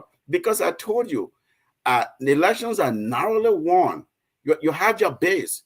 All these other people in the race, they have their bases, and therefore they narrow the undecided independents who are on the fence. They are the ones you're really going after. Again, when you say all politics is local, that's what they are playing. I have to get some of the Bassa votes. I have to get some of the Morovia elite votes. I have to get some of the women votes. I have to get this in the Nima votes, and that's why my convention is held in Nima County. These are the kinds of things that we're saying, at least we're reading from the way they're behaving in some of their utterances. Thank you. Dr. Duke, let's go to the Cummings campaign. Symbolism, personality, messages, or the messaging.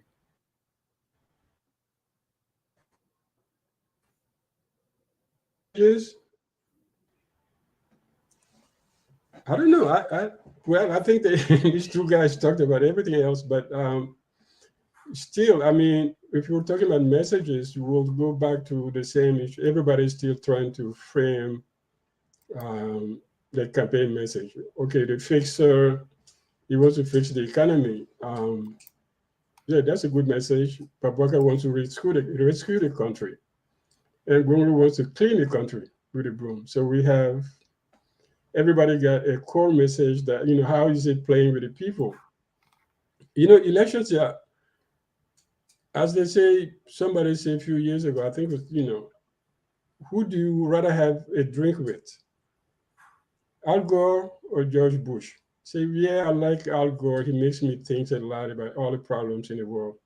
But definitely, if I want to have a beer after work, I'll go hang with George Bush. So voting for people have more to do with how they identify with you, how they see themselves in you, how you project yourself and be part of them. If you look at the political leaders that we have, they all have a compelling story somehow. Buckeye can say, yeah, I work in the government for 42 years, and I can say I never stole anything. That's why I'm still poor. And I never run away. George Weah can say, yes, I've been the greatest in the world in football, but I never stopped coming to Liberia to talk to Liberian people and, go to refugee camps and da-da-da-da-da. And Gonglo could say, I only left Liberia because they almost killed me, but I was able to defend the poor people. And that's where you got that message resonated with people. People say, yes. So you have to have that personal story. Alex Cummings has brought all the economic solutions we need. Like other candidates, he has pointed to every problem that we have. And with the solutions, the corporate solutions. Where people lack, where is lacking is that people say, why is not resonating? Somebody wrote yesterday some question that said, why is not Cummings not resonating with people? That's the part that, that compelling personal story could have come from a running mate. But if you take the daughter of Senator Brumskin, it takes another person who may not have that kind of compelling story that attract, that make a link between the voters and the candidates.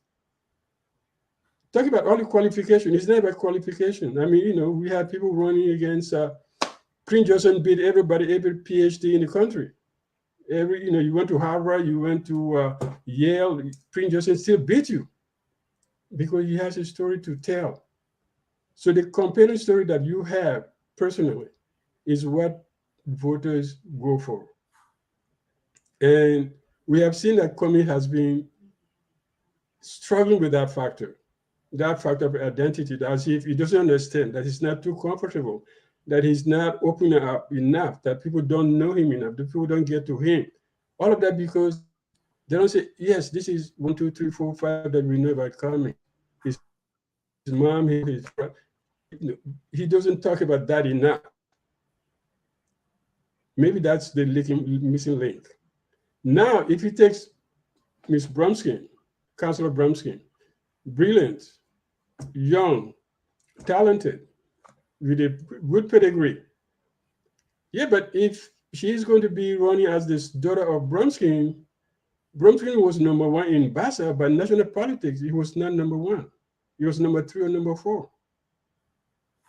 So if you're taking a copy of somebody who was number 3, you have a lot of work to do. If your own campaign is still trying to, cope with the fact that you have to grasp, to get into Liberian imaginary, that's it. You have to be able to get into people's mind. Not in the, people's hearts, yes, but in mind also. That when they go to sleep, they say, yes, that man or that woman. So does she bring that story? Does she bring that personal story to the campaign that say, this is our campaign team? And why Bassa? Why not Lofa? Why not, Bon? Why not, Granjere? There are a lot of people in the country. So the danger is also to close ourselves in a small, like a fish bowl, where we see that only these people we can choose from. That ethnic politics become more important than policy and issues. That ethnicity, oh yeah, because she's Bassa, even if she doesn't speak a word of Bassa, you will pick her. Or Kun, he's Gio, even if he doesn't speak Gio well, you pick him because you think that every Gio man and every woman in that country, in that county, will rally behind them. That's sad for our politics. Yeah. And talk about doing the same thing over and over and expecting different results. Yeah, we keep doing the same things because we're going back to 1980 politics. You know what 1980 did to Liberia? It ended the hegemony of one tribal group, and then every small tribal group started to chorus around itself, and people became, all of a sudden, we started to distinguish among ourselves, the small tribes. Oh, you're this, you that, you that, you that. Now, it doesn't matter you're smart. It doesn't matter that you have good ideas. It doesn't matter you have to come from one of the big, rich vote counties, and then you get picked as a vice president. And it's a sad story for our politics. It's not about diploma. It's not about degree. It's what you are.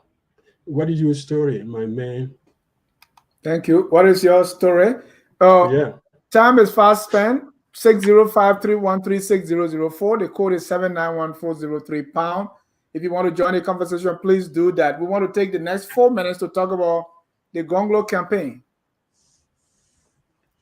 Mr. Councilor Gonglo is yet to pick his running mate. Time is not running out yet. He, on this network, he admitted that he also talked to Yombli Kanga after the Yombli Buckeye marriage was getting a little sour. But he said he's going to pick someone, and very soon. He has the broom. He talked about corruption, integrity, and all that. What does the campaign of Councilor Gonglo tell us? Let me start with Dr. Duke. Well, his campaign, he had a broom. He's turned the issue of corruption into one issue campaign. But in my personal opinion, as a political commentator, I'll say corruption is an issue, but it's just a symptom of deeper problems. So you have to be able to break it down. So if he does that and sell that idea, I think John Morley was good at, not talking about corruption. He was talking about mismanagement, misplacement, things like that, people don't have the capacity, lack of capacity. So when you talk about corruption, it's like a big cloud. And Liberian people remember 1980, rampant corruption, people got shot on the beach. So it's like, and then Ellen came, corruption, enemy number one. And by the time she was leaving, she said, now the enemy number one has become a vampire. So he ate the whole government. So, and when you come up and say you want to fight it, I mean, it's a good fight. It's a good fight. But do Liberians really believe in it? They know it's bad. But that's the problem is Liberian police, they still run behind the corrupt people. Yeah. They still run behind the corrupt people. So I'll say, I'll say, okay, Gonglo and Moniba could make a great team.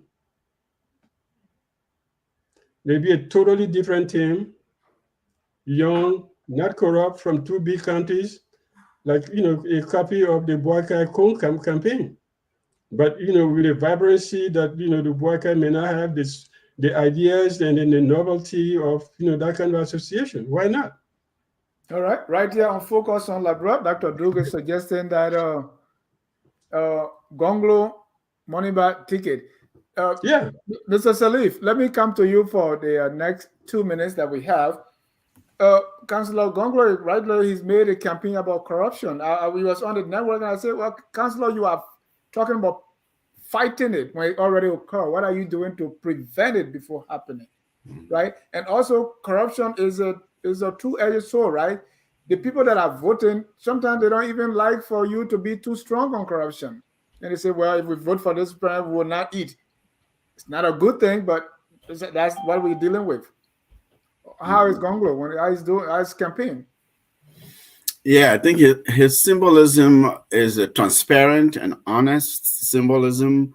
He is by nature, I guess, when you listen to him publicly, he's just an honest person. That's how he lives his life. So his campaign is about values, it's value-based campaign, and think about rule of law and corruption. These are these are integrity-based issues. But Dr. Duke is right. Look, again, all politics are local means that you have to communicate effectively to the voter, because at the end of the day, your goal is to win. Once you win, you're in office, then you say, look, this corruption thing, this is what I'm going to do. I'm not suggesting don't say what you would do. Of course, you have to tell the voters your ideas, your plans, what is it that you're going to do, right? That's what he's doing. But break it down in terms that will resonate with the people, and communicate in such a way that you attract following, you attract, vote. So, for example, and then I listened to his interview with you. There were some changes from my observation. So, for example, he's breaking them down now and saying, look, I went to this village and the people said, no candidate has ever been here, and I told them, so look at this school. Look at JFK when we were young. We used to just used to go. The pharmacy was right there. Look at this other thing. And it was resonating with people, and people could relate to those things. I think you should focus more on interpreting and translating corruption, the consequences of corruption, what corruption has done to the country, what lawlessness has done to the country, what rule of law could do for the country. If you explain these consequences and show them these symptoms that they see and feel, then the problem itself will die. You'll get to your objective, because at the end of the day, that is really his value, his sort of a principle that he wants to drive his campaign. So the campaign is a principle-based campaign, in my view. But beyond that, you can really tell that this is a man who cares about the country. He travels to the country, throughout the country. He takes risks. He gets on a darker canoe and goes across dangerous rivers. He walks. You see the images. You can tell I that. know. And he's so comfortable in Yeah, jumping. yeah. He's comfortable in any context, right? You can. He was president of the Bar Association. Now think about it. He has been a pro bono lawyer. He has a law firm. He travels frequently in the U.S. He speaks to different audiences in the U.S. He dresses traditional attire. He's comfortable in that. He dresses in suit and tie. He's comfortable in that. So he really has a lot going for him. But I think that he's struggling to gain traction in some areas just because of, I guess, style of delivery and things like that. Similarly, like the Cummings thing you were talking about right there, they're struggling in some areas because they just haven't cracked down now to understand that, all right, for the Liberian politics, this is the way you play the politics, then people understand, you get traction, and then you govern once you're there. Because they say fighters win in political campaigns, uh, and then they govern differently. So if you're honest in the campaign, you are not fighting in the campaign, fighting in terms of identifying their win number, that the middle group, and understanding their needs and speaking and persuading them, then you'll not have the opportunity to be the one to govern. Mr. Gonglo. Dennis, I said it many times. I don't speak for the Gonglo campaign. So, You're speaking as an analyst here on Focus on Liberia. As I like to make this disclaimer first. Like Duke and Adna said, And you have 2 minutes, please, so we can go to our callers. Less than 2 minutes. So I don't want to speak much on this. I don't want to take any more time than that. I think both of them spoke very well. Because I think to some extent, like Do, he and Gonglo have been, I don't know how many years friendship. They've known each other so many years, and Ahmed and Gonglo have also interacted. And they are both lawyers, so they have different perspective to look at that relationship and look at each other's viewpoint. But that said, the problem, Councillor Gonglo, when you talk to him, he said, look, I have worked with different groups of Liberians. I have sharp memory of many of these political actors. I've sat in different meetings in the 70s. I've done different things with, USAID research team in the Southeast. I've traveled all world. I've been traveling in this late 70s when I came to the university. I did different internships with different groups. I know Liberia. I know old chiefs. I know villages. I've done this. There's one thing I identify. Liberians generally tend to not respect their laws.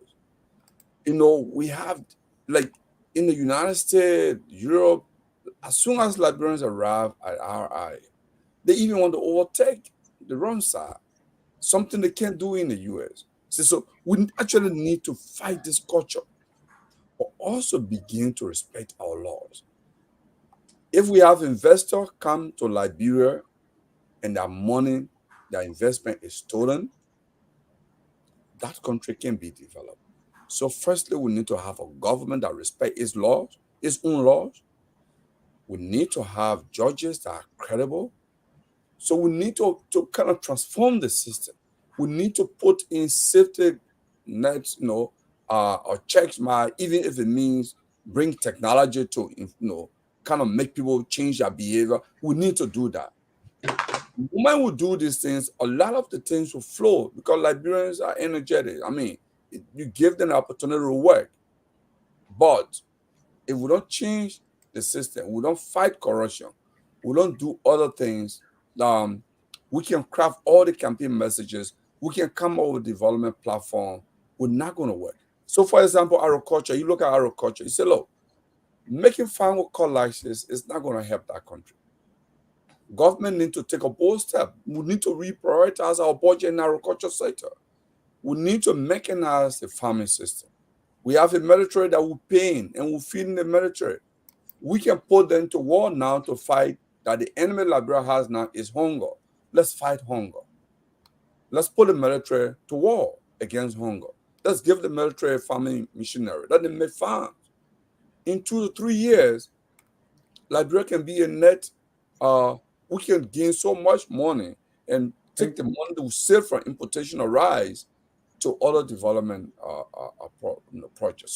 So this is his message. His message is anger fighting corruption, rule of law, and making agriculture robust so that the money you take from that you invest in education and health. And he said, look, these things are possible if we fight corruption. Thank you. That's a clear indication that you don't speak for the Gonglo team. Thank you so much. We'll take a short break. When we come back, we'll take some calls. Just 30 seconds. Our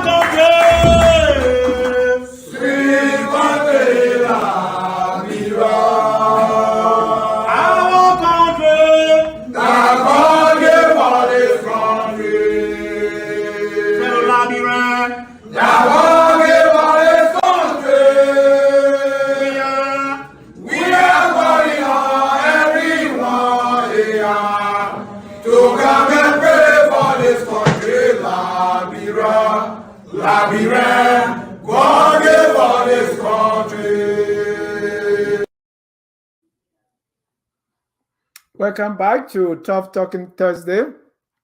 We are discussing political campaigns, symbolism, personalities, and the messages they craft. At this time, let's open our phone lines and get our callers. My first caller here is Mr. Elvis Morris. Elvis, you're live. Welcome to Tough Talking Thursday. Thank you, Mr. Ja, and hello to you, gentlemen. I think we all like Tough Talking Thursday because it's more analytical. And you guys are really doing a great job today, digging deeper into the issues. And I just want to give a shout out to Mr. Gonglo in particular. I think he's done well balanced in his analysis in terms of both criticizing but seeing positives on all sides. So I appreciate that from you, Mr. Gonglo. But let me say this, in terms of former Vice President Buckeye.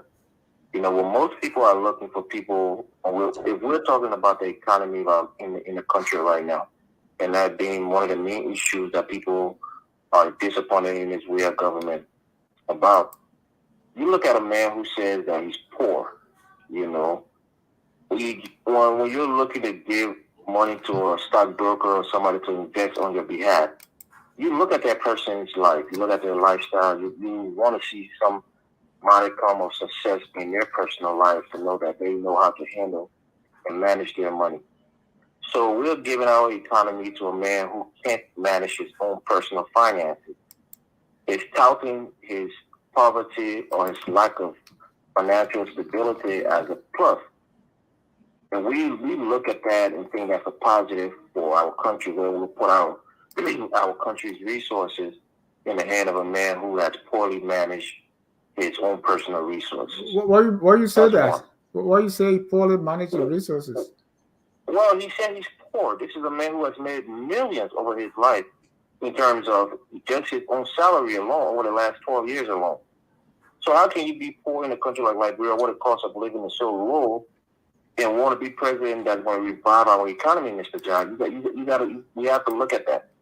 Okay, your next point. The boycott camp has made. Right? Yeah, your next point. And then, quickly. My next point is, when it comes to symbolism, I think Gonglo has won everybody by a mile, because when you think about the broom, you associate it with the Gonglo camp, and you associate the broom with somebody who's coming to clean up corruption. So I think he's done an excellent job at, using symbolism to get his point across. So if people are talking about, the economy, I think of all the people who are in a race, Cummings will be the best person to handle the economy. So I will give it to Cummings, and then after Cummings, I'll give it to Councilor Gonglo, because he has a degree in economics, although he's not a practicing economist, but he has a degree there, so he has the fundamentals and the foundation of of understanding economic issues. But I think overall, what we're seeing in the House, when people rallying support for the opposition, it's fine. But just know when CDC people do it, everybody's going to be in the uproar. These are ministers, these are people who serve in government. They should be at the ministry working. They shouldn't be giving support to the president while they're in positions. So we have to be speaking on both sides, and that's why I appreciate Mr. Gonglo for being balanced. So thank you for the show. Thank you for taking my call. You there. Thank you. Let me go to Mr. Trogon Bayou. Thank you, Dennis. For even panelists, I'm really enjoying the show tonight. Constructive discussion. So you didn't tell me that I got your name correctly this time. No, I'm not going to accuse you because it seems that you already pick up. Okay, I want to start with Councilor Gonglo. Let me make this clear. Let me make this disclaimer. I'm independent. I'm not supporting any political party. I'm not a member of any political party in Liberia either.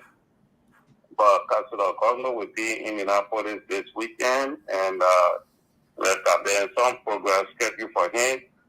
I will be there. I will make a little donation to his campaign because he's a man of integrity. So those who live closer to Indiana here, whether you're in Ohio, Illinois, especially the Chicago area, please come to Indianapolis this weekend. Councilor Gonglo will be here. His campaign has not asked him to do this. No one asked him to do this. I'm doing this on my own because he's a man of integrity. And you are not paying us for the campaign? You are doing a very great job. I'm on his campaign team. All right. Thank you. Just end your point. Yeah, you listen to the platform at least as a person, rational person, to be able to make up your mind sometimes. The second thing I want to talk about Charlene Bronstein. There is something that is going on that a lot of these politicians are not realizing. In Liberia, if you look at the Bassa tribe, the Bassa tribe is the most liberal tribe that we have in Liberia. The Bassa men will support anybody, even before they even support their own. We are very liberal.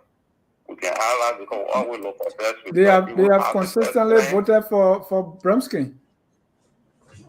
But go ahead. Yeah, but if you look at it compared to other counties, Bromsky has not won Grand Bassa County as the way Prince Johnson won Nema County.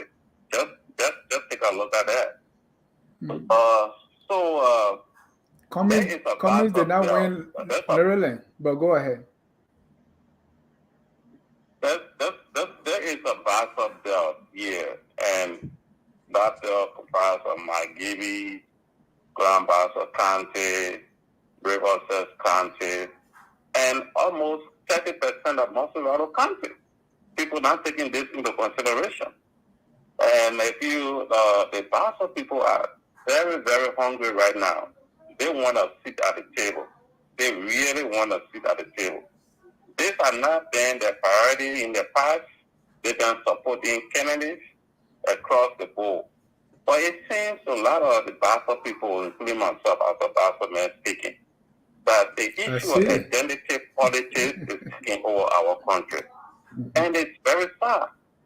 And we can't stand on the sideline and be liberal and just allow this identity politics to be played, and then we don't have a seat at the table. So any candidate that will really take the Bassa bill into consideration, I think you stand a very good ground of getting a lot of votes. I can guarantee you that. Thank you. The last one. Please quickly. We have more callers. I'm coming to Buckeye. I'm thinking on a 1 minute. I got my spot here looking at it. Less than 1 minute now.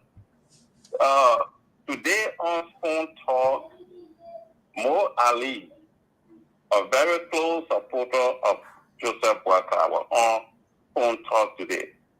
And he said that after Eugene Langwe said that Joseph Buckeye office received $20 million, he wanted to get the breakdown of the $20 million today on Talk. One thing he said that really caught my eye or my attention was, he said Joseph Buckeye used $2.6 million for travel or foreign travels. $2.6 million. I'm a poor man, so when I hear such a figure, it shakes me to my core. $2.6 million for foreign travel? If you look at the countries, the countries in Liberia, look at their budget, the money that they allocate to them by the national government. Some countries getting 100,000, 200 some odd thousand, and our president getting $2.6 million for foreign travel, all that spells a lot of us there is massive corruption. And I'm kind of concerned when people say Joseph Boyka got a clean hand. So thank you. I will start right there. I don't want to go far, but I see real big corruption in there. Thank you. Let's get Mr. Paul. That's it, Paul. Yeah, thank you. Thank you, Dennis. Thank you for taking my call. So just before I continue, I think Bertrand said, brother, I called earlier talking about Mr. Burger and managing his fund. You know, every time I talk about Mr. Burger being poor, he always say he's poor because he did not steal from government. So the question I always ask is, you have to steal to be rich, you have to steal to be successful. Okay, so they try to put him in a kind of a sort of a victim, victim mindset. You know, he's a poor old man, all that kind of stuff like that. But anyways, so I came into the show a little bit late, and I got the last analysis. So I will agree with a lot of what the analysts said. And I hope Mr. Cummings will change his message up a little bit. Because he's a practical kind of guy. He knows his job. But sometimes the theory part of it can be, especially in the labor setting, and it can be a little bit off. So I hope those that are around him will make some changes to it, to the messaging. And Charlene will do a great job assisting him in that area because she's a firebrand. And people, those that are against the teacher want to teach the teacher of being a Congress teacher. But if you look at her, she's a true leader, a true campaigner. You go on the internet right now, you can see most of her videos, the way she interacts with people. She's a people person. So she's a great addition to the team. And she's a great communicator. So I think she'll be a real great addition to the ticket. So yeah, but thank you very much for the opportunity. Thank you. Let me get Oliver. Oliver, you have 1 minute. Hello, always. I'm happy for you guys giving me the opportunity all the time to be part of this program. I listened to the program, and everybody was saying that Charlene Brunskill, and then the gentleman came out and said that Spoon TV today, which was on air, and Eugene Nagbe had a good profile on the other Cummings, saying that he was a board member of a bank, and the bank was with a and then Charlene is right now is the bank board member, and that was the reason why they tried to accept her because the funds and all of that.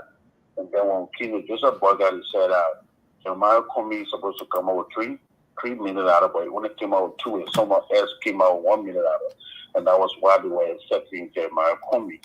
And then the last time I said the same thing. This whole thing going to turn around. It's either going to go to Gonglo or Dr. Moloba, because the way they're doing the thing, they're confusing the Liberian people with the legislation that we have for them and the trust. They are losing it because everybody's fighting on one thing: how much they will get after the election, how much they will get when they become, president, whoever become president. And this is really happening in this message. English man is not my second language, so don't take it personal. But these are some of the things that I think are suggesting that what's going on right now. And thank you for having me. Thank you. And if you want to learn more about the Buckeye budget, watch The Hour of Politics. A year ago, I posted the link in there. The Hour of Politics had a show called The Final Budget of Joseph Buckeye as Vice President. That was 2 years ago. Watch the political bulldog who has become the budget hawk right here on Focus on Labrador discussing the budget. Let me get my last caller for the night, and that's a caller from Providence, Rhode Island. Your name and where you calling from? I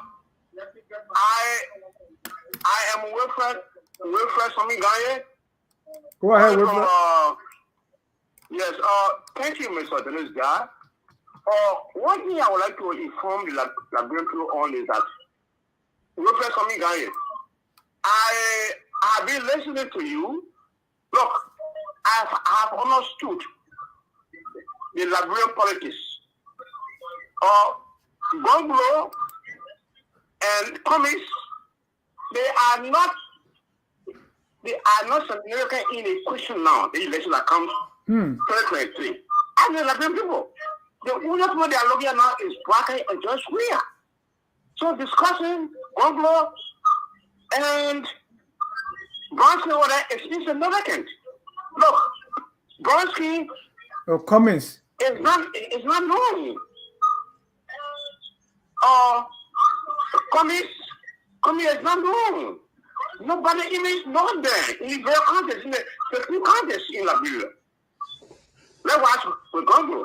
Gonglo is just limited in his district. Even the Nigerians, they're not familiar with him.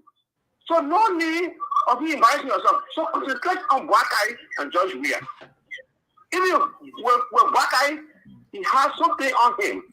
That current justice business that is taking on him is a disease that will not carry him forward. Look, if Cummings want to go, let him wait for 2029. And you think the way they don't know him, all the countries they will know him then, you think? Oh no. Now he's getting popular. He's getting popular now. All right. Gradually, thank you. You'll get there. Thank you. Thank you, sir. All right. Time is fast spent. I think we should just go into our Tabata session. And because I brought it upon you quickly, while you think about your Tabata, let me give mine. Fair game? My Tabata is how these politicians, depending on whose side you're on, they clap for you. Last night, I had the privilege of hosting the Fadiga brothers. They were on, at the time they were on Cummings side, all the Cummings people were cheering for them. Now they are out of the, and they have become the Bukumen in their sight. Also, we saw that at a time that Yombly was almost like breaking with Buckeye, she was being celebrated in other corners, right, in other quarters. But when she went back to Buckeye, the same people that were praising her became very critical of her. I believe this whole thing is so glaring that it has become so Tabata to me. Dr. Drew, what's your Tabata of the week? My Tabata of the week, probably something that I have not heard. I haven't watched it. I heard Eugene Nabe was talking about the VP and criticizing the government that he served for 12 years. I don't understand it. That's really, I mean, it's rare for somebody to be in a government and then the next government you keep the same position, and then after that you want to criticize the one that put you in the place in the first place. That's my Tabata. There got to be some sort of, limits. There's a limit to decency. Yeah. And at a time, because the same Buckeye ran 2017, he didn't say fine. What changed? He was Secretary General, Minister and Secretary General of the party at the same time. I told him, I said, you know what, you're making Madam break the law. He said, why? I said, because you're occupying 2 jobs that you're not supposed to occupy. He's alive. I told him, right there in front of the president's office, I said, you're making her break the law because she would not want to kick you out, but you're not supposed to do this. So my Tabata complete. Mr. Salif. Yeah, I think my Tabata has to do with the whole vice running mate. What should I say? How it's been handled and the whole hype around it in Liberia. So somebody comes from a different party, and someone picks them as a running mate, or presumptively in Charlene's case, she's not been picked yet, and they start calling them vice standard bearer. So you're a standard bearer of a political party. You're not a vice standard bearer, really, because if you came from a different party, because standard bearership is a political institution thing, right? So that just speaks a lot to our education around that. And then the final point is how ANC handled the whole thing.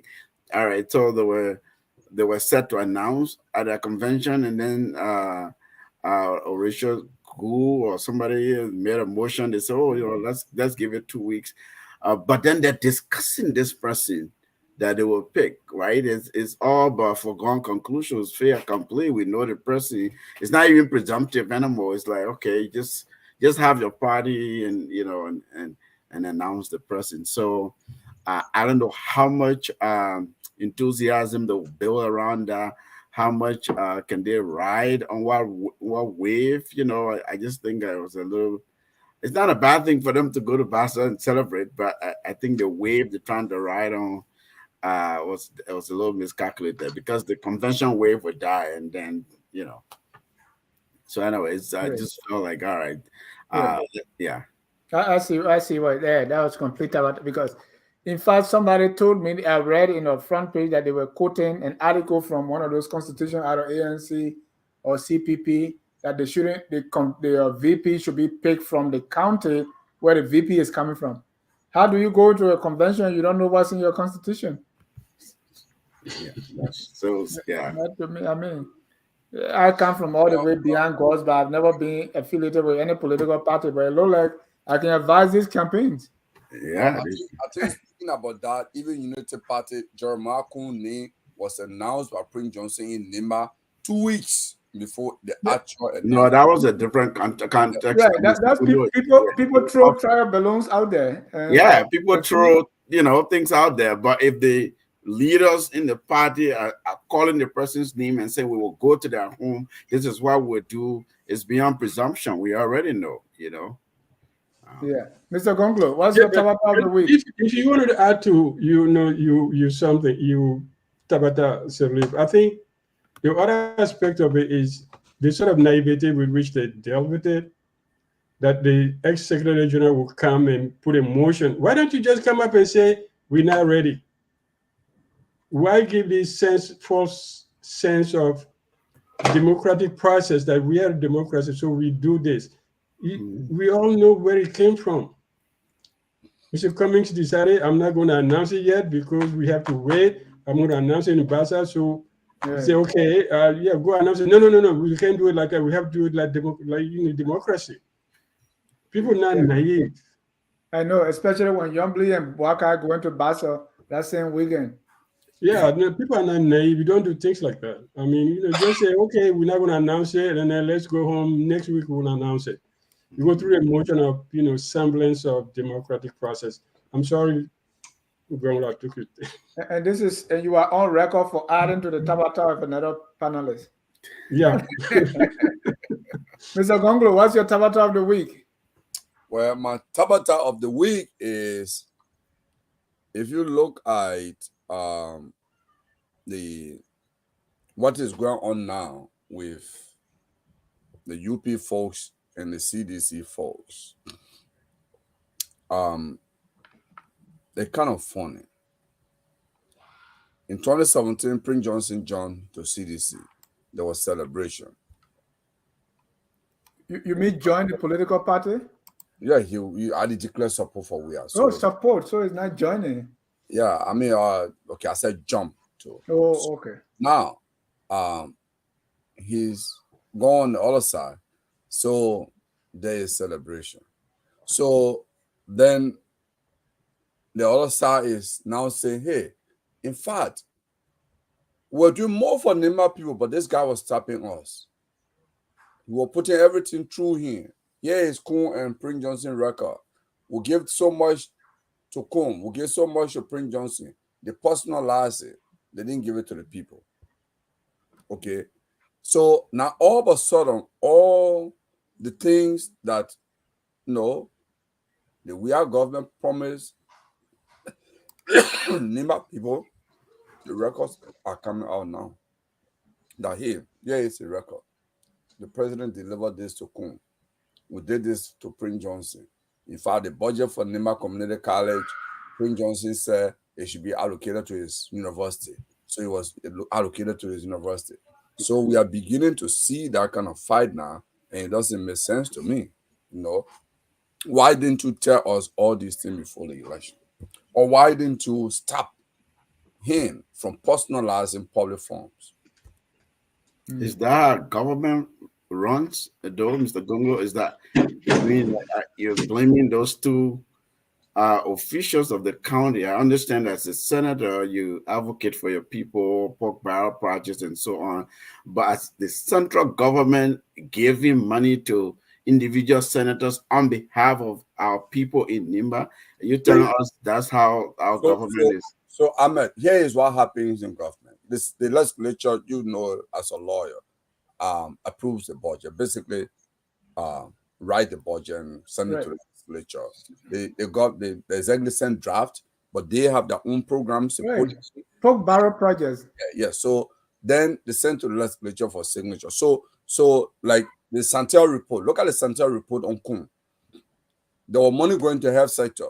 As soon as he built a clinic in Ganta, he put, I think, about $1 million into that towards his health center. Okay. And that's the money for Nimba health system, right? He took it and put it for a health center alone. With the public health creation of the central government. The central government was part of that. Yeah. So the cap is in the budget. It's because government actually does give assistance to other institutions, church-based institutions. Right. The same they do to Thomas Fowler and all the other people. Filing services, right? But these legislators who have schools and other forms of business that provide public service, they allocate to them. Like Thomas Fowler University got allocation, right? I mean, they drill through legal instrument, the budget. They drill through. It's wrong, but there's legal corruption going on. Let's our viewers too are talking about your Tabata, Flomo Livingstone. My Tabata is Kalebo Gonglo can answer question without talking about JNB. Emmanuel Bro, my Tabata is hearing Senator Lawrence says Senator Kun will deliver the Southeast to JNB. So funny. I'm a son of Sino, and I don't believe Kun can deliver Sino before we talk about the Southeast. Evers Morris, my Tabata of the week is thin-skinned political pundits who call President Weah a promiscuous playboy president, but can't stomach being called political BM. That's all the Tabata we have. Thank you so much, gentlemen, for the night. Let's conclude by getting your closing comment. Mr. Gonglo. Well, this has been a fascinating night. It's usually kind of stimulating when you sit on the panel with Ahmed and Do. Particularly, Ahmed like to have this processor approach to discussion. I teach Mr. Gonglo. That's my other thing I do. I'm a teacher. Sorry. Rightfully. Well, but sometimes it could be maybe lack of much experience in grassroots politics in Liberia. So you look at things at that level. So those of us who are playing in the trenches too, we have a different approach to approaching the issue. But I think the trend FOL is beginning to look at campaign style messaging. I think we can do more of discussion around those issues and even go a step further on campaign financing. How are people financing? How are they reporting as required by NET? Because there is actually a whole lot on management, on reporting of finances by political parties. I mean, how are we following that? So there are a lot we can do around that, and also look at the different platforms. Not much more just the messaging, but to begin to drill down. This person is saying this campaign. I hope FOL will begin to look at those aspects. But that has been a great beginning. We've done more of these, so we're in the middle of it. Sam Wallow, my Tabata of the week is the ANC convention. It is unheard of that a political party will come out of its convention without the presidential candidate having a running mate. Dr. Duke, your closing, sir. My closing, I want to start with something that happened probably in DC, but concerns Liberia. The ambassador McCarthy, that Ambassador McCarthy, won a prize at the Freedom House in DC for fighting corruption in Liberia. Usually, ambassadors get those kind of prizes for ending a war, mediating a conflict, or strengthening the relationship between two countries. But rarely you see an ambassador getting a prize from a place like Freedom House in DC. The other person who got the same prize that same night last week was a guy in Russia who's been fighting against Putin, and he's in jail for 25 years. So McCarthy got that. So what does it say about our relationship with the U.S. now? That Liberia is seen simply as a corrupt nation that cannot be salvaged. That they go as far as congratulating their own ambassador for fighting corruption in Liberia. I don't know why they don't say talking about it. I don't know why it was a fight, but anyway. Oh, no, Facebook, I know Front Page Africa had a story on it, but it disappeared quickly because nobody wanted to talk about it. But it is a story of a consequence. Yeah. And then, I think we have, a good lineup of candidates with potentials. They're all great. Tier 1, ABC, JNB. I think, any of them will make a great president. But if Liberian people say, oh, we still want rare, well, what do we got to do? Anyway, let's continue to talk. It was good talking to you guys, and it was good being here tonight. Thanks, Salif, and thanks, Gonglo. And then yes. Mr. Salif. Thank you. I share similar sentiments of the pleasantries and just being honored to be with these incredible intellectuals and the great sons of our country. Political campaigns, it's a good conversation. I agree that we should have more segments on different aspects of essentially holding these candidates' feet to the fire and educating the Liberian people more about what sort of messaging that these campaigns are delivering to them. So on overarching, that is good. In terms of symbolisms and messages, campaigns craft, it's a very important thing. If a candidate pays attention, it's a very systematized process of winning electoral politics. I kept talking tonight about win number, undecided, or those on the fence.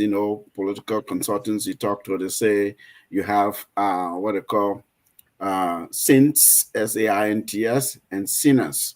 Saints are those who will vote for you no matter what. Whether they vote for you based on tribal, based on religious or regional, they will vote for you. They'll go to hell and come back and vote for you. Sinners are those who will vote against you. And essentially, they're saying sins are those who are your base, and sinners are the base of your opponent.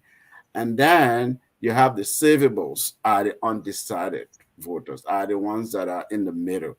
At the end of the day, those are the voters. You craft messages for everybody, right? Because you persuade people, some of them will come from the other side and join you. But those who are on no side, in no position, are the ones you're going after. The way you do that, you have to write down a campaign plan. An effective campaign plan has various components, like the strategy, the messaging, how you deliver it, all these talking points, a communication plan, a media plan that includes all kinds of aspects of it, propaganda, public relations, earned, and media, and so on.